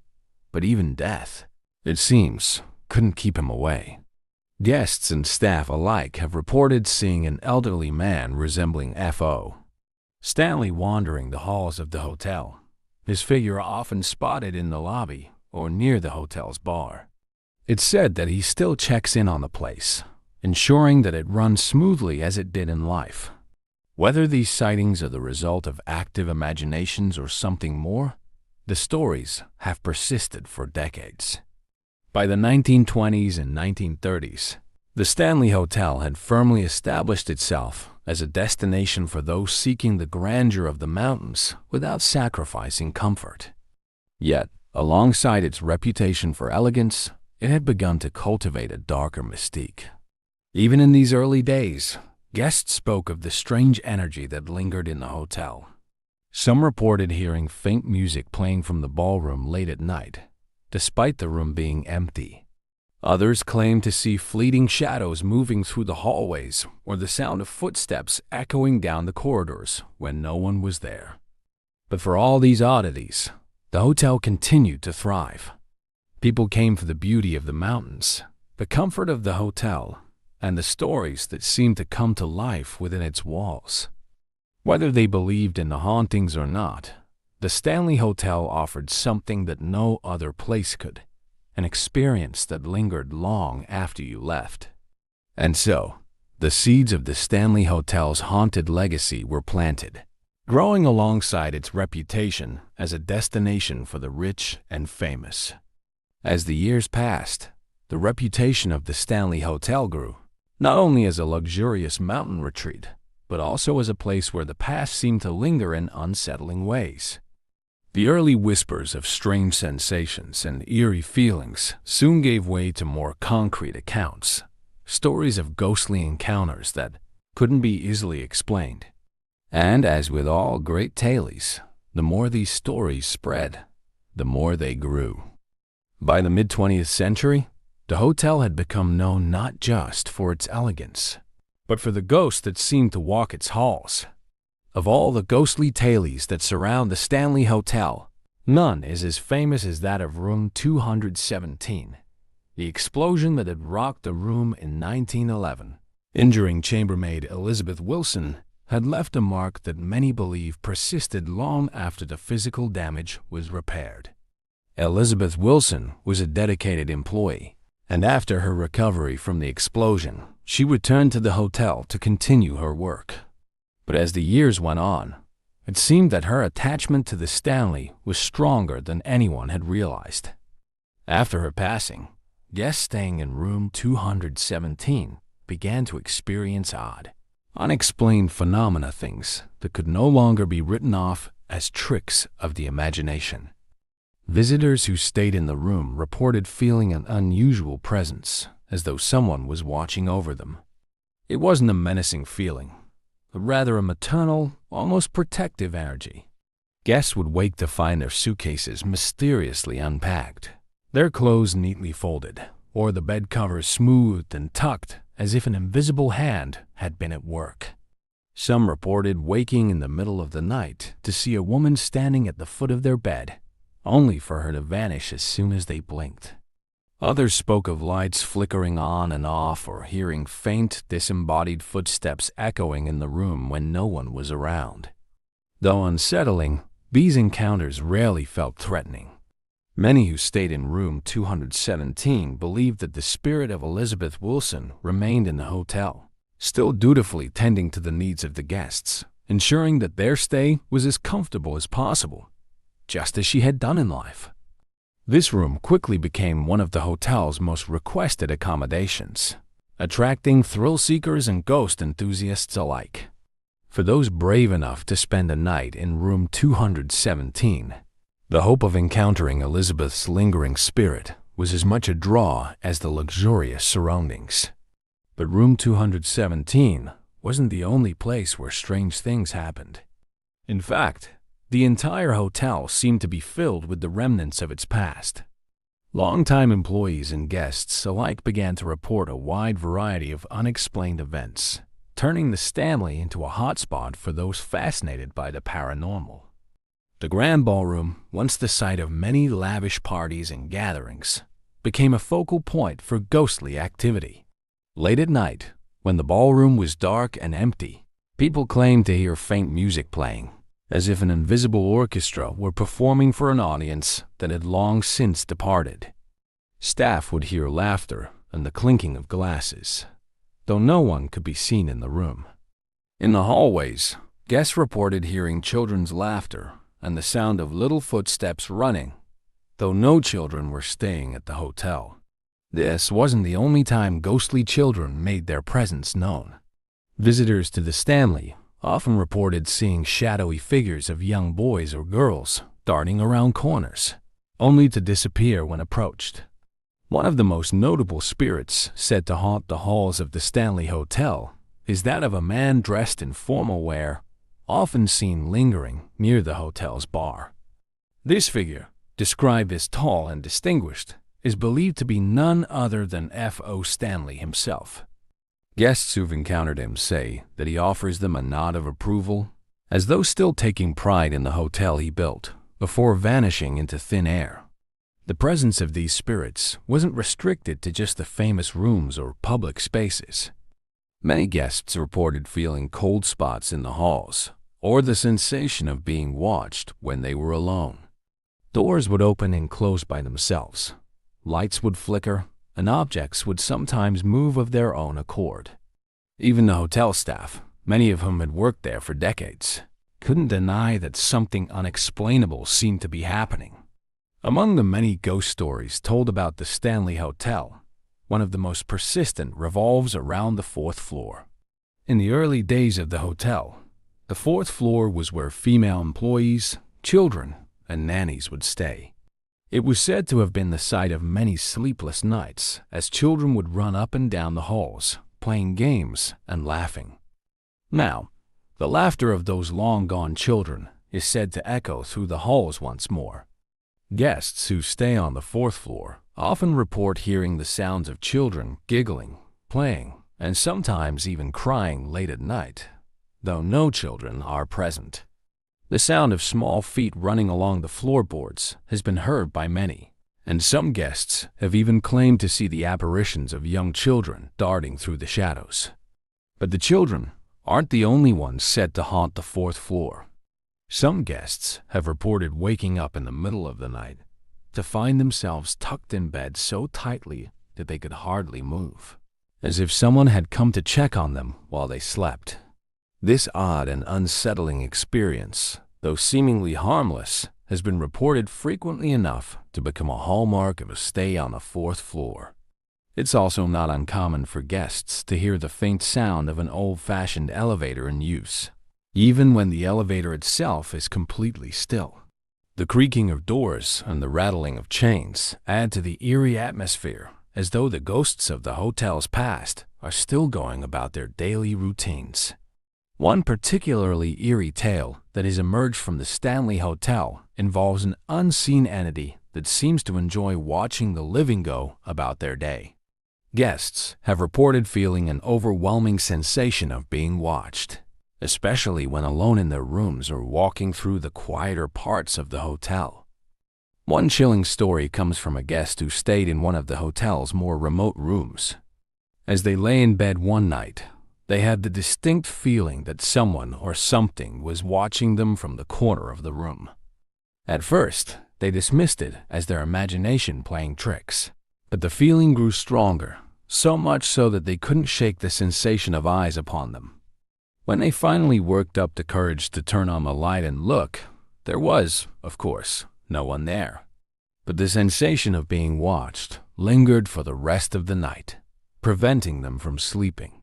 Such reports are common at the Stanley Hotel, with many visitors describing similar experiences. While these encounters rarely escalate beyond a feeling of unease, they contribute to the hotel's haunted reputation, as though the spirits of the Stanley's past still take an interest in the living, silently observing their every move. As the ghost stories continued to pile up, the Stanley Hotel's reputation as a haunted destination only grew.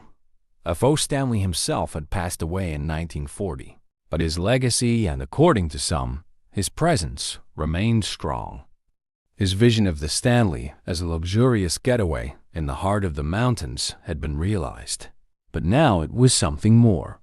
The hotel had become a place where the past and the present seemed to blend, where the veil between the living and the dead was thin enough that, on certain nights, the two could almost touch.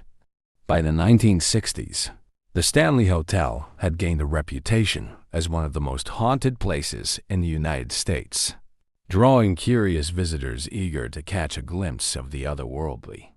Paranormal investigators, ghost hunters, and thrill seekers flocked to its doors, each hoping for a brush with the unknown.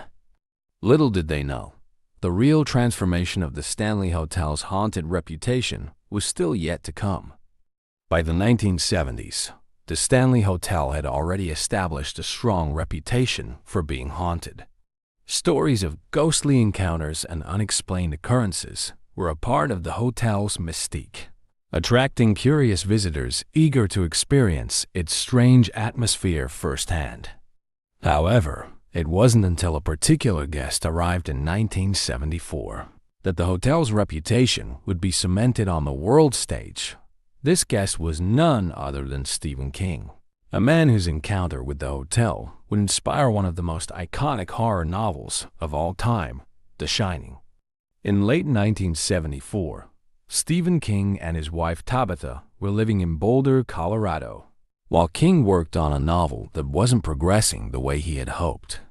Seeking inspiration, they decided to take a break and headed to the mountains for a short getaway. As they drove through Estes Park, they came upon the Stanley Hotel, a grand structure perched against the backdrop of the Rockies. At the time, the hotel was nearing the end of its season, and they managed to book a room for the night, room 217. Upon their arrival, they found that the Stanley Hotel was eerily quiet. The staff was preparing to close the hotel for the winter, and King and his wife were the only guests staying in the enormous building. As they explored the empty halls and vast, echoing spaces, the sense of isolation grew. The silence was oppressive, punctuated only by the occasional creak or distant whisper of wind through the mountains. That night, after an unsettling dinner in the cavernous dining room, King and his wife retired to room 217. While Tabitha fell asleep quickly, King found himself unable to rest. The isolation of the hotel, combined with its strange and haunting atmosphere, weighed heavily on him. As he wandered the empty corridors, his imagination began to spin stories. It was during that sleepless night that King had a vivid and terrifying dream. In it, his young son was running down the hotel's hallways, looking back over his shoulder, eyes wide with fear. Something unseen and malevolent was chasing him and King, as a helpless bystander, watched as his son screamed and ran, unable to escape the inevitable. King woke up with his heart pounding, drenched in sweat. Shaken by the intensity of the dream, King got out of bed, lit a cigarette, and stood by the window of room 217, staring out into the dark night. As he gazed over the hotel grounds, the seed of an idea began to take shape in his mind. The isolation, the overwhelming presence of the building, and the feeling of something sinister lurking just beneath the surface, all of these elements converged in that moment, sparking the creation of The Shining. By the time King left the Stanley Hotel the next morning, the outline of the novel was clear in his mind. The story would center on a family staying in an isolated hotel, where the forces of the building itself would begin to unravel the sanity of the father, ultimately leading to horror and violence. When The Shining was published in 1977, it quickly became one of Stephen King's most celebrated works. The novel tells the story of Jack Torrance, a struggling writer who takes a job as the winter caretaker of the Overlook Hotel, a remote, eerie resort that becomes the setting for his slow descent into madness. Alongside Jack are his wife Wendy and his young son Danny, who possesses psychic abilities, or The Shining, which allows him to sense the malevolent presence within the hotel. While the Overlook Hotel in the novel was a fictional creation, it was heavily inspired by King's stay at the Stanley Hotel. The long, empty halls, the remote mountain setting, and the feeling of isolation all mirrored King's experience in Estes Park. Even room 217 played a significant role in both the novel and the real-life hauntings, with King's night in the room serving as the spark for some of the novel's most chilling scenes.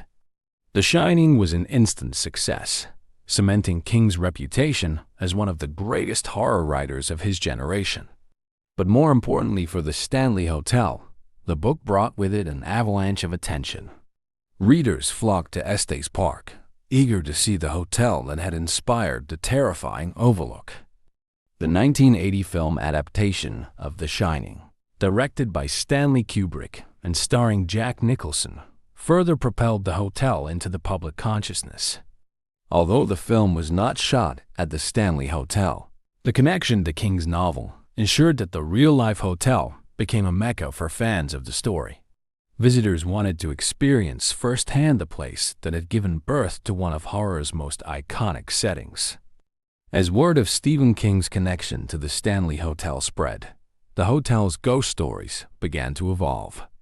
The existing tales of hauntings, Elizabeth Wilson in room 217, the phantom children on the 4th floor, and the shadowy figures in the hallways became intertwined with King's fictional narrative.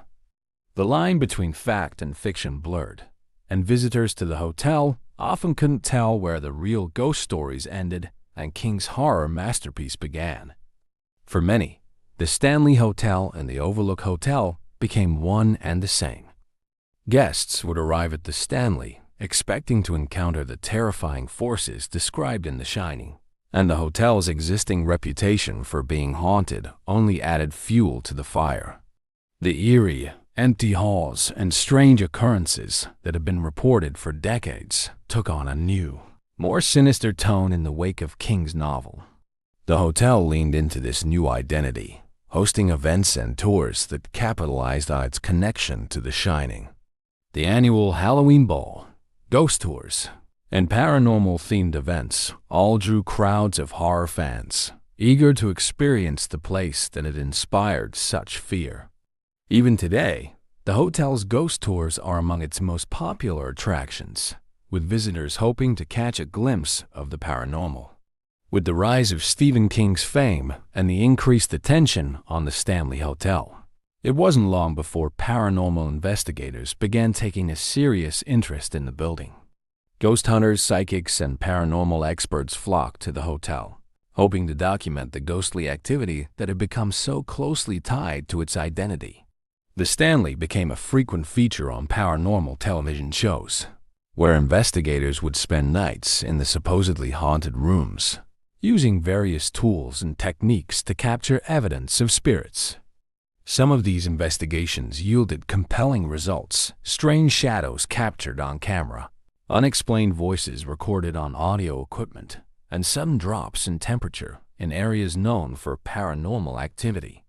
Room 217, in particular, became a focal point for these investigations.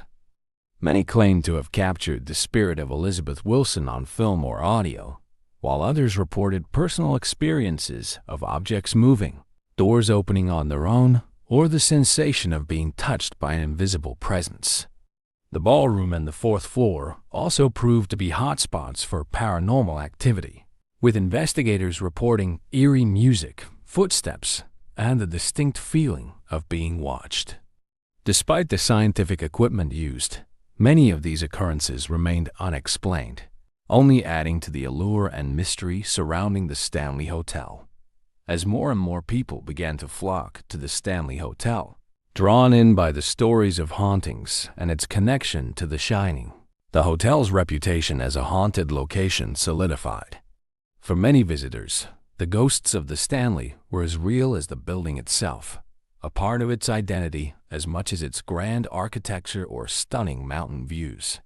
The interplay between Stephen King's fictional horrors and the real-life hauntings of the Stanley created a unique experience for those who visited. Some came expecting to encounter the terrifying forces described in The Shining, while others hoped for a glimpse of the real ghosts said to haunt the hotel. But for many, the distinction between the two had become irrelevant. The Stanley Hotel was a place where the past, both real and imagined, seemed to come alive, where the boundaries between the living and the dead, between fiction and reality, were paper-thin. And it was this fusion of horror fiction and paranormal history that would ensure the Stanley Hotel's place as one of the most famous haunted destinations in the world. As the Stanley Hotel's reputation grew, the building's paranormal activity became a major draw for visitors from around the world. People were no longer simply interested in the hotel's history or its grand architecture. They wanted to experience its ghosts firsthand. The rise of paranormal television shows in the early 2000s turned the Stanley Hotel into a central figure in the global fascination with the supernatural. Investigators, thrill seekers, and curious tourists flocked to the hotel in search of proof of life after death, further entwining the Stanley's fate with the world of the unexplained. By the late 1990s and early 2000s, the Stanley Hotel had fully embraced its reputation as a haunted destination. With Stephen King's The Shining still casting a long shadow, the demand for ghost tours and paranormal experiences grew. The hotel began offering ghost-themed tours that took visitors to the most haunted areas of the building, including Room 217, the fourth floor, the Grand Ballroom, and the basement where employees had long reported strange occurrences.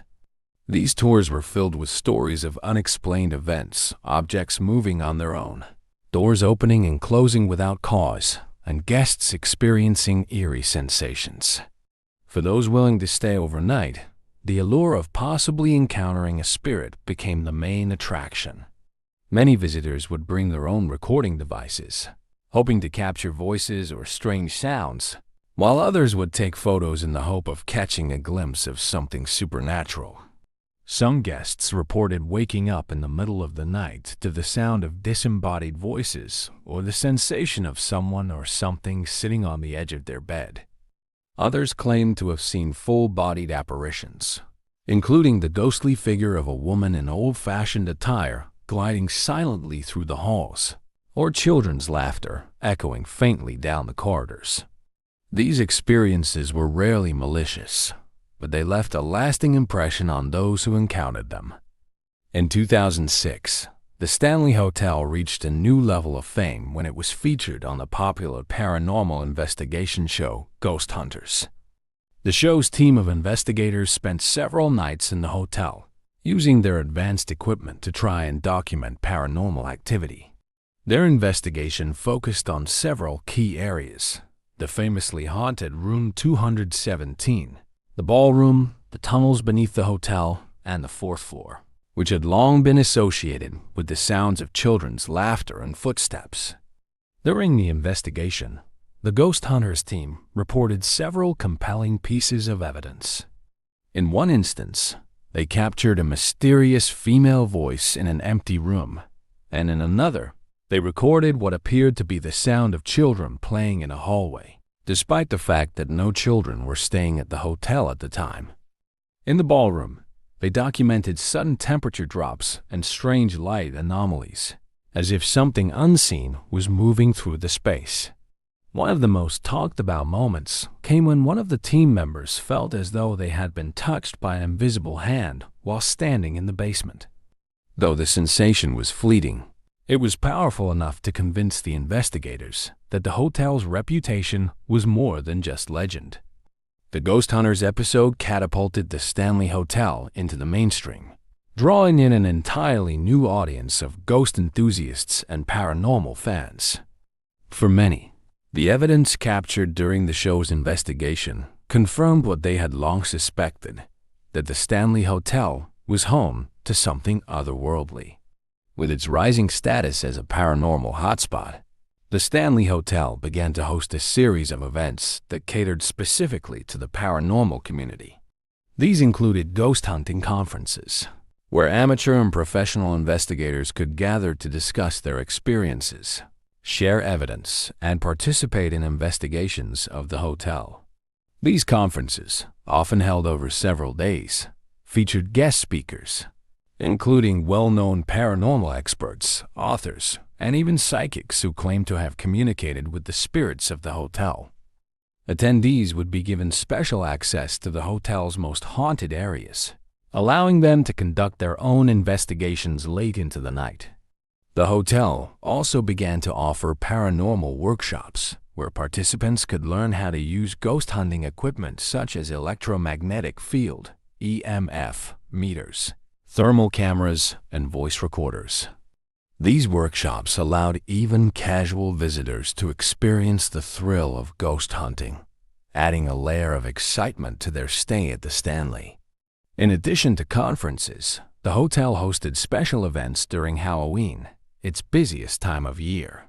The Stanley's annual Halloween Ball became a highlight of the season, attracting hundreds of guests dressed in elaborate costumes, many inspired by characters from The Shining or the hotel's own ghost stories.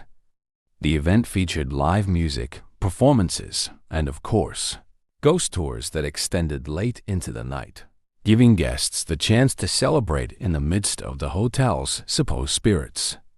As more people began visiting the Stanley Hotel with the express purpose of encountering the paranormal, the number of ghost stories associated with the hotel grew. Both guests and employees contributed to the ever-expanding collection of eerie tales, and many claimed to have documented their experiences. One of the most commonly reported phenomena involved unexplained noises in the hotel's hallways, particularly on the fourth floor. Guests would often hear the sound of children running and laughing late at night, only to open their doors and find the hallway empty. Some visitors even reported hearing the sound of bouncing balls, though no one could ever find the source of the noise. The Grand Ballroom, long associated with ghostly activity, also continued to be a hotspot. Many staff members claimed to have heard the faint sound of a piano playing when the room was empty.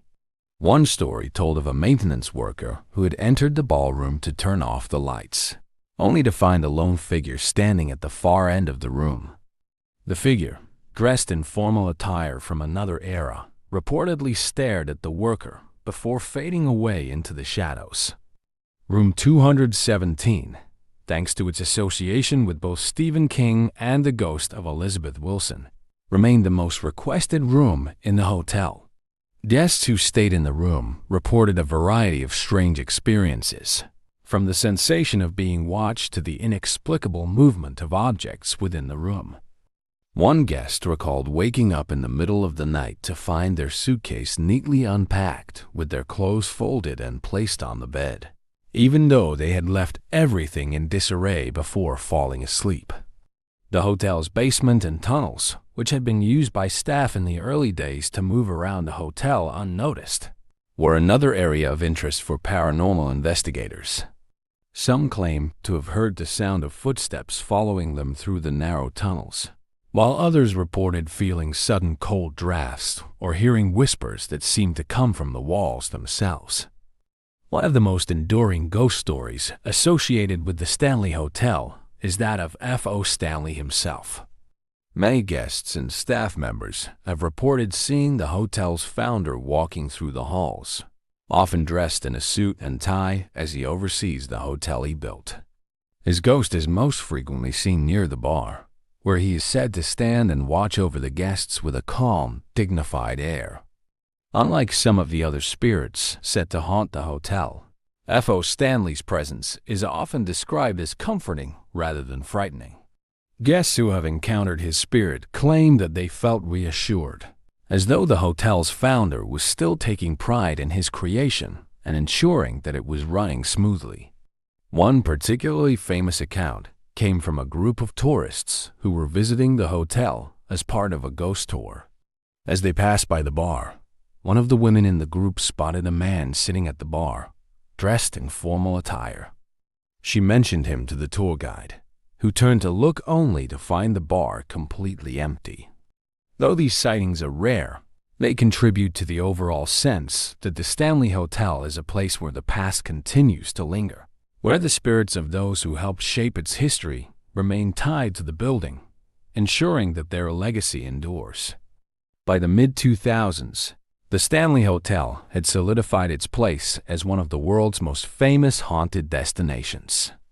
The combination of its real-life hauntings, its connection to The Shining, and its embrace of the paranormal community ensured that the hotel would continue to attract visitors eager to experience the supernatural. From ghost tours to paranormal investigations, the Stanley offered a unique blend of history, luxury, and the chance to encounter something otherworldly. For many, a visit to the Stanley Hotel wasn't just a vacation.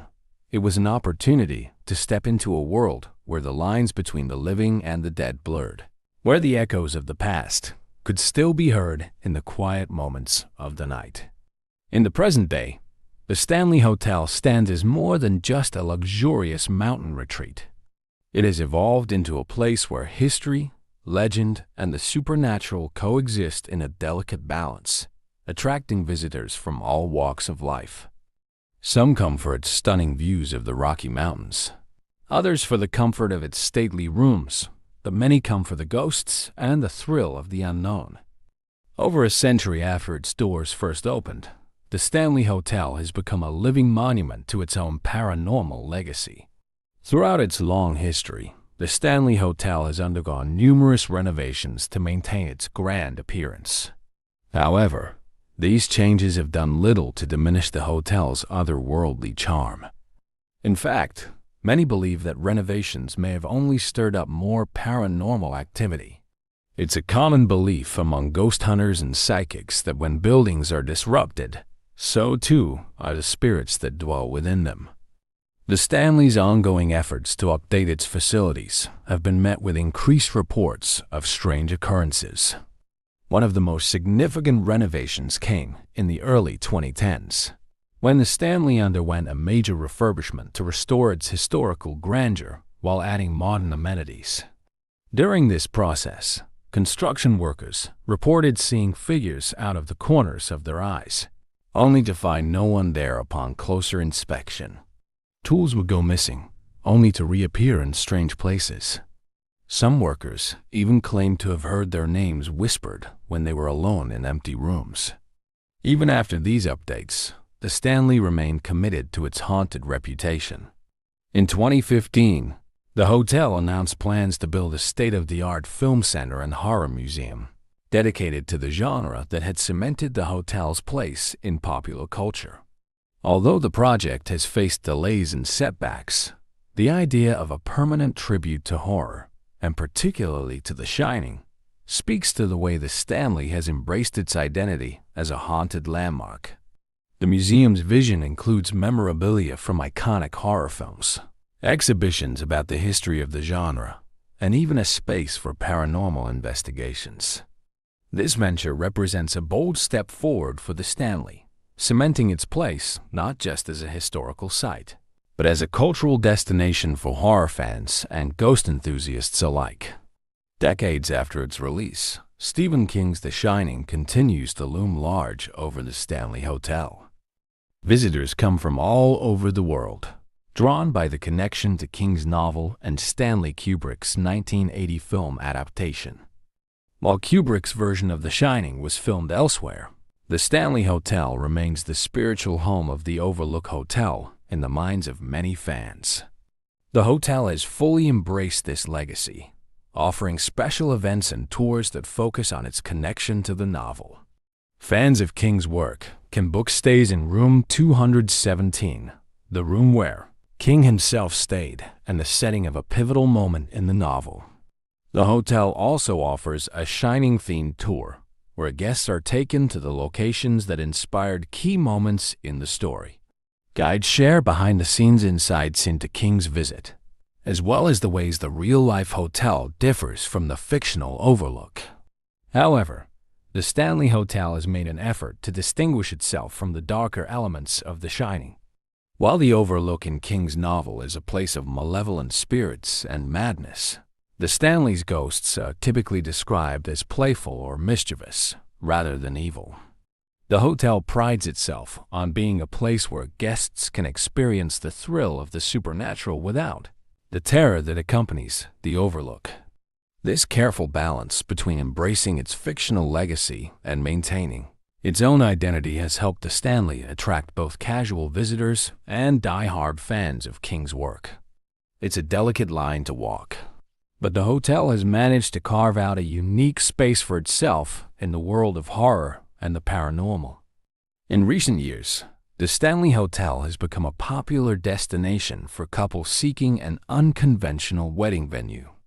The combination of luxury and the supernatural offers a unique backdrop for those looking to tie the knot.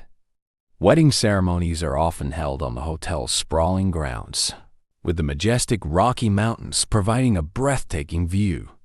However, it's the haunted reputation of the hotel that often becomes a memorable part of these events. Many couples choose to embrace the hotel's ghostly charm, incorporating it into their wedding themes. Some brides and grooms have even reported unexplained phenomena during their ceremonies or receptions, objects moving on their own, strange cold spots in the ballroom, or fleeting figures captured in wedding photos. For those fascinated by the paranormal, these occurrences add an unforgettable layer to their special day. In addition to weddings, the Stanley Hotel hosts a variety of events throughout the year that cater to its ghostly allure. From Halloween parties to murder mystery dinners, these events draw in crowds eager to experience the hotel's eerie atmosphere.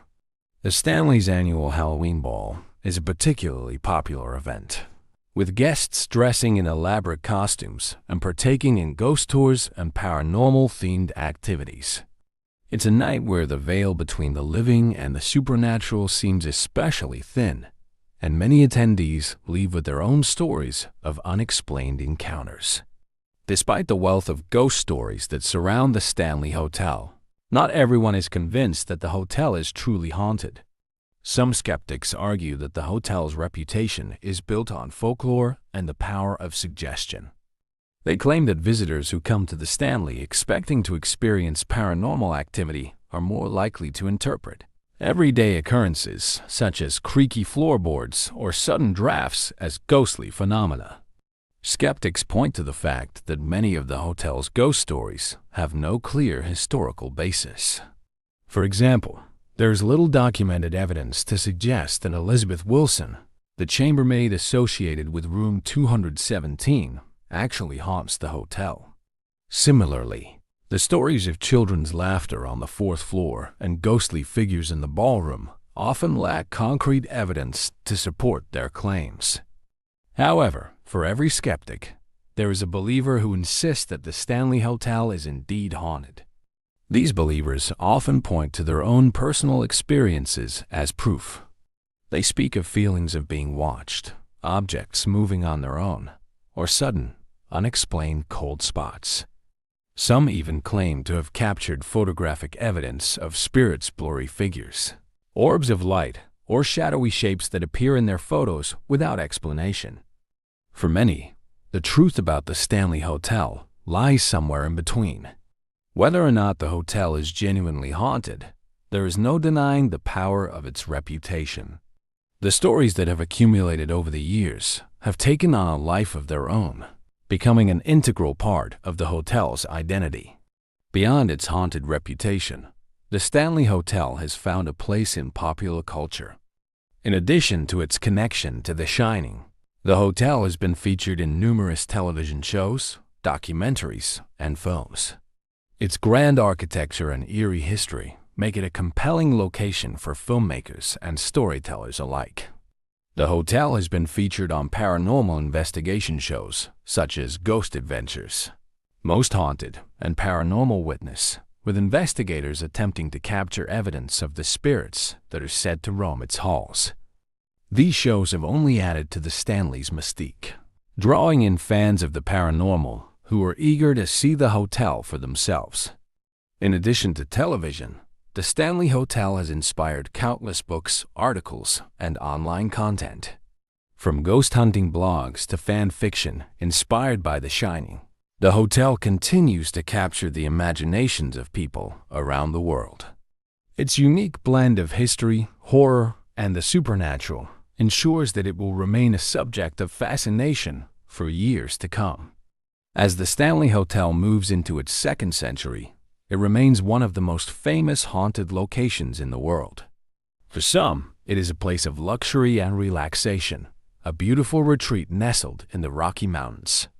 For others, it is a place of mystery and intrigue, where the past continues to echo through the halls, and the spirits of those long gone still make their presence known. Whether visitors come for the ghost stories, the stunning views, or the connection to The Shining, the Stanley Hotel offers an experience unlike any other. It is a place where history and the supernatural converge, creating a unique atmosphere that leaves a lasting impression on all who visit. For over a century, the Stanley Hotel has stood as a testament to the power of storytelling, and its legacy will continue to grow, fueled by the whispers of ghosts and the thrill of the unknown. And for those brave enough to spend the night, the Stanley Hotel offers a simple challenge. Do you believe?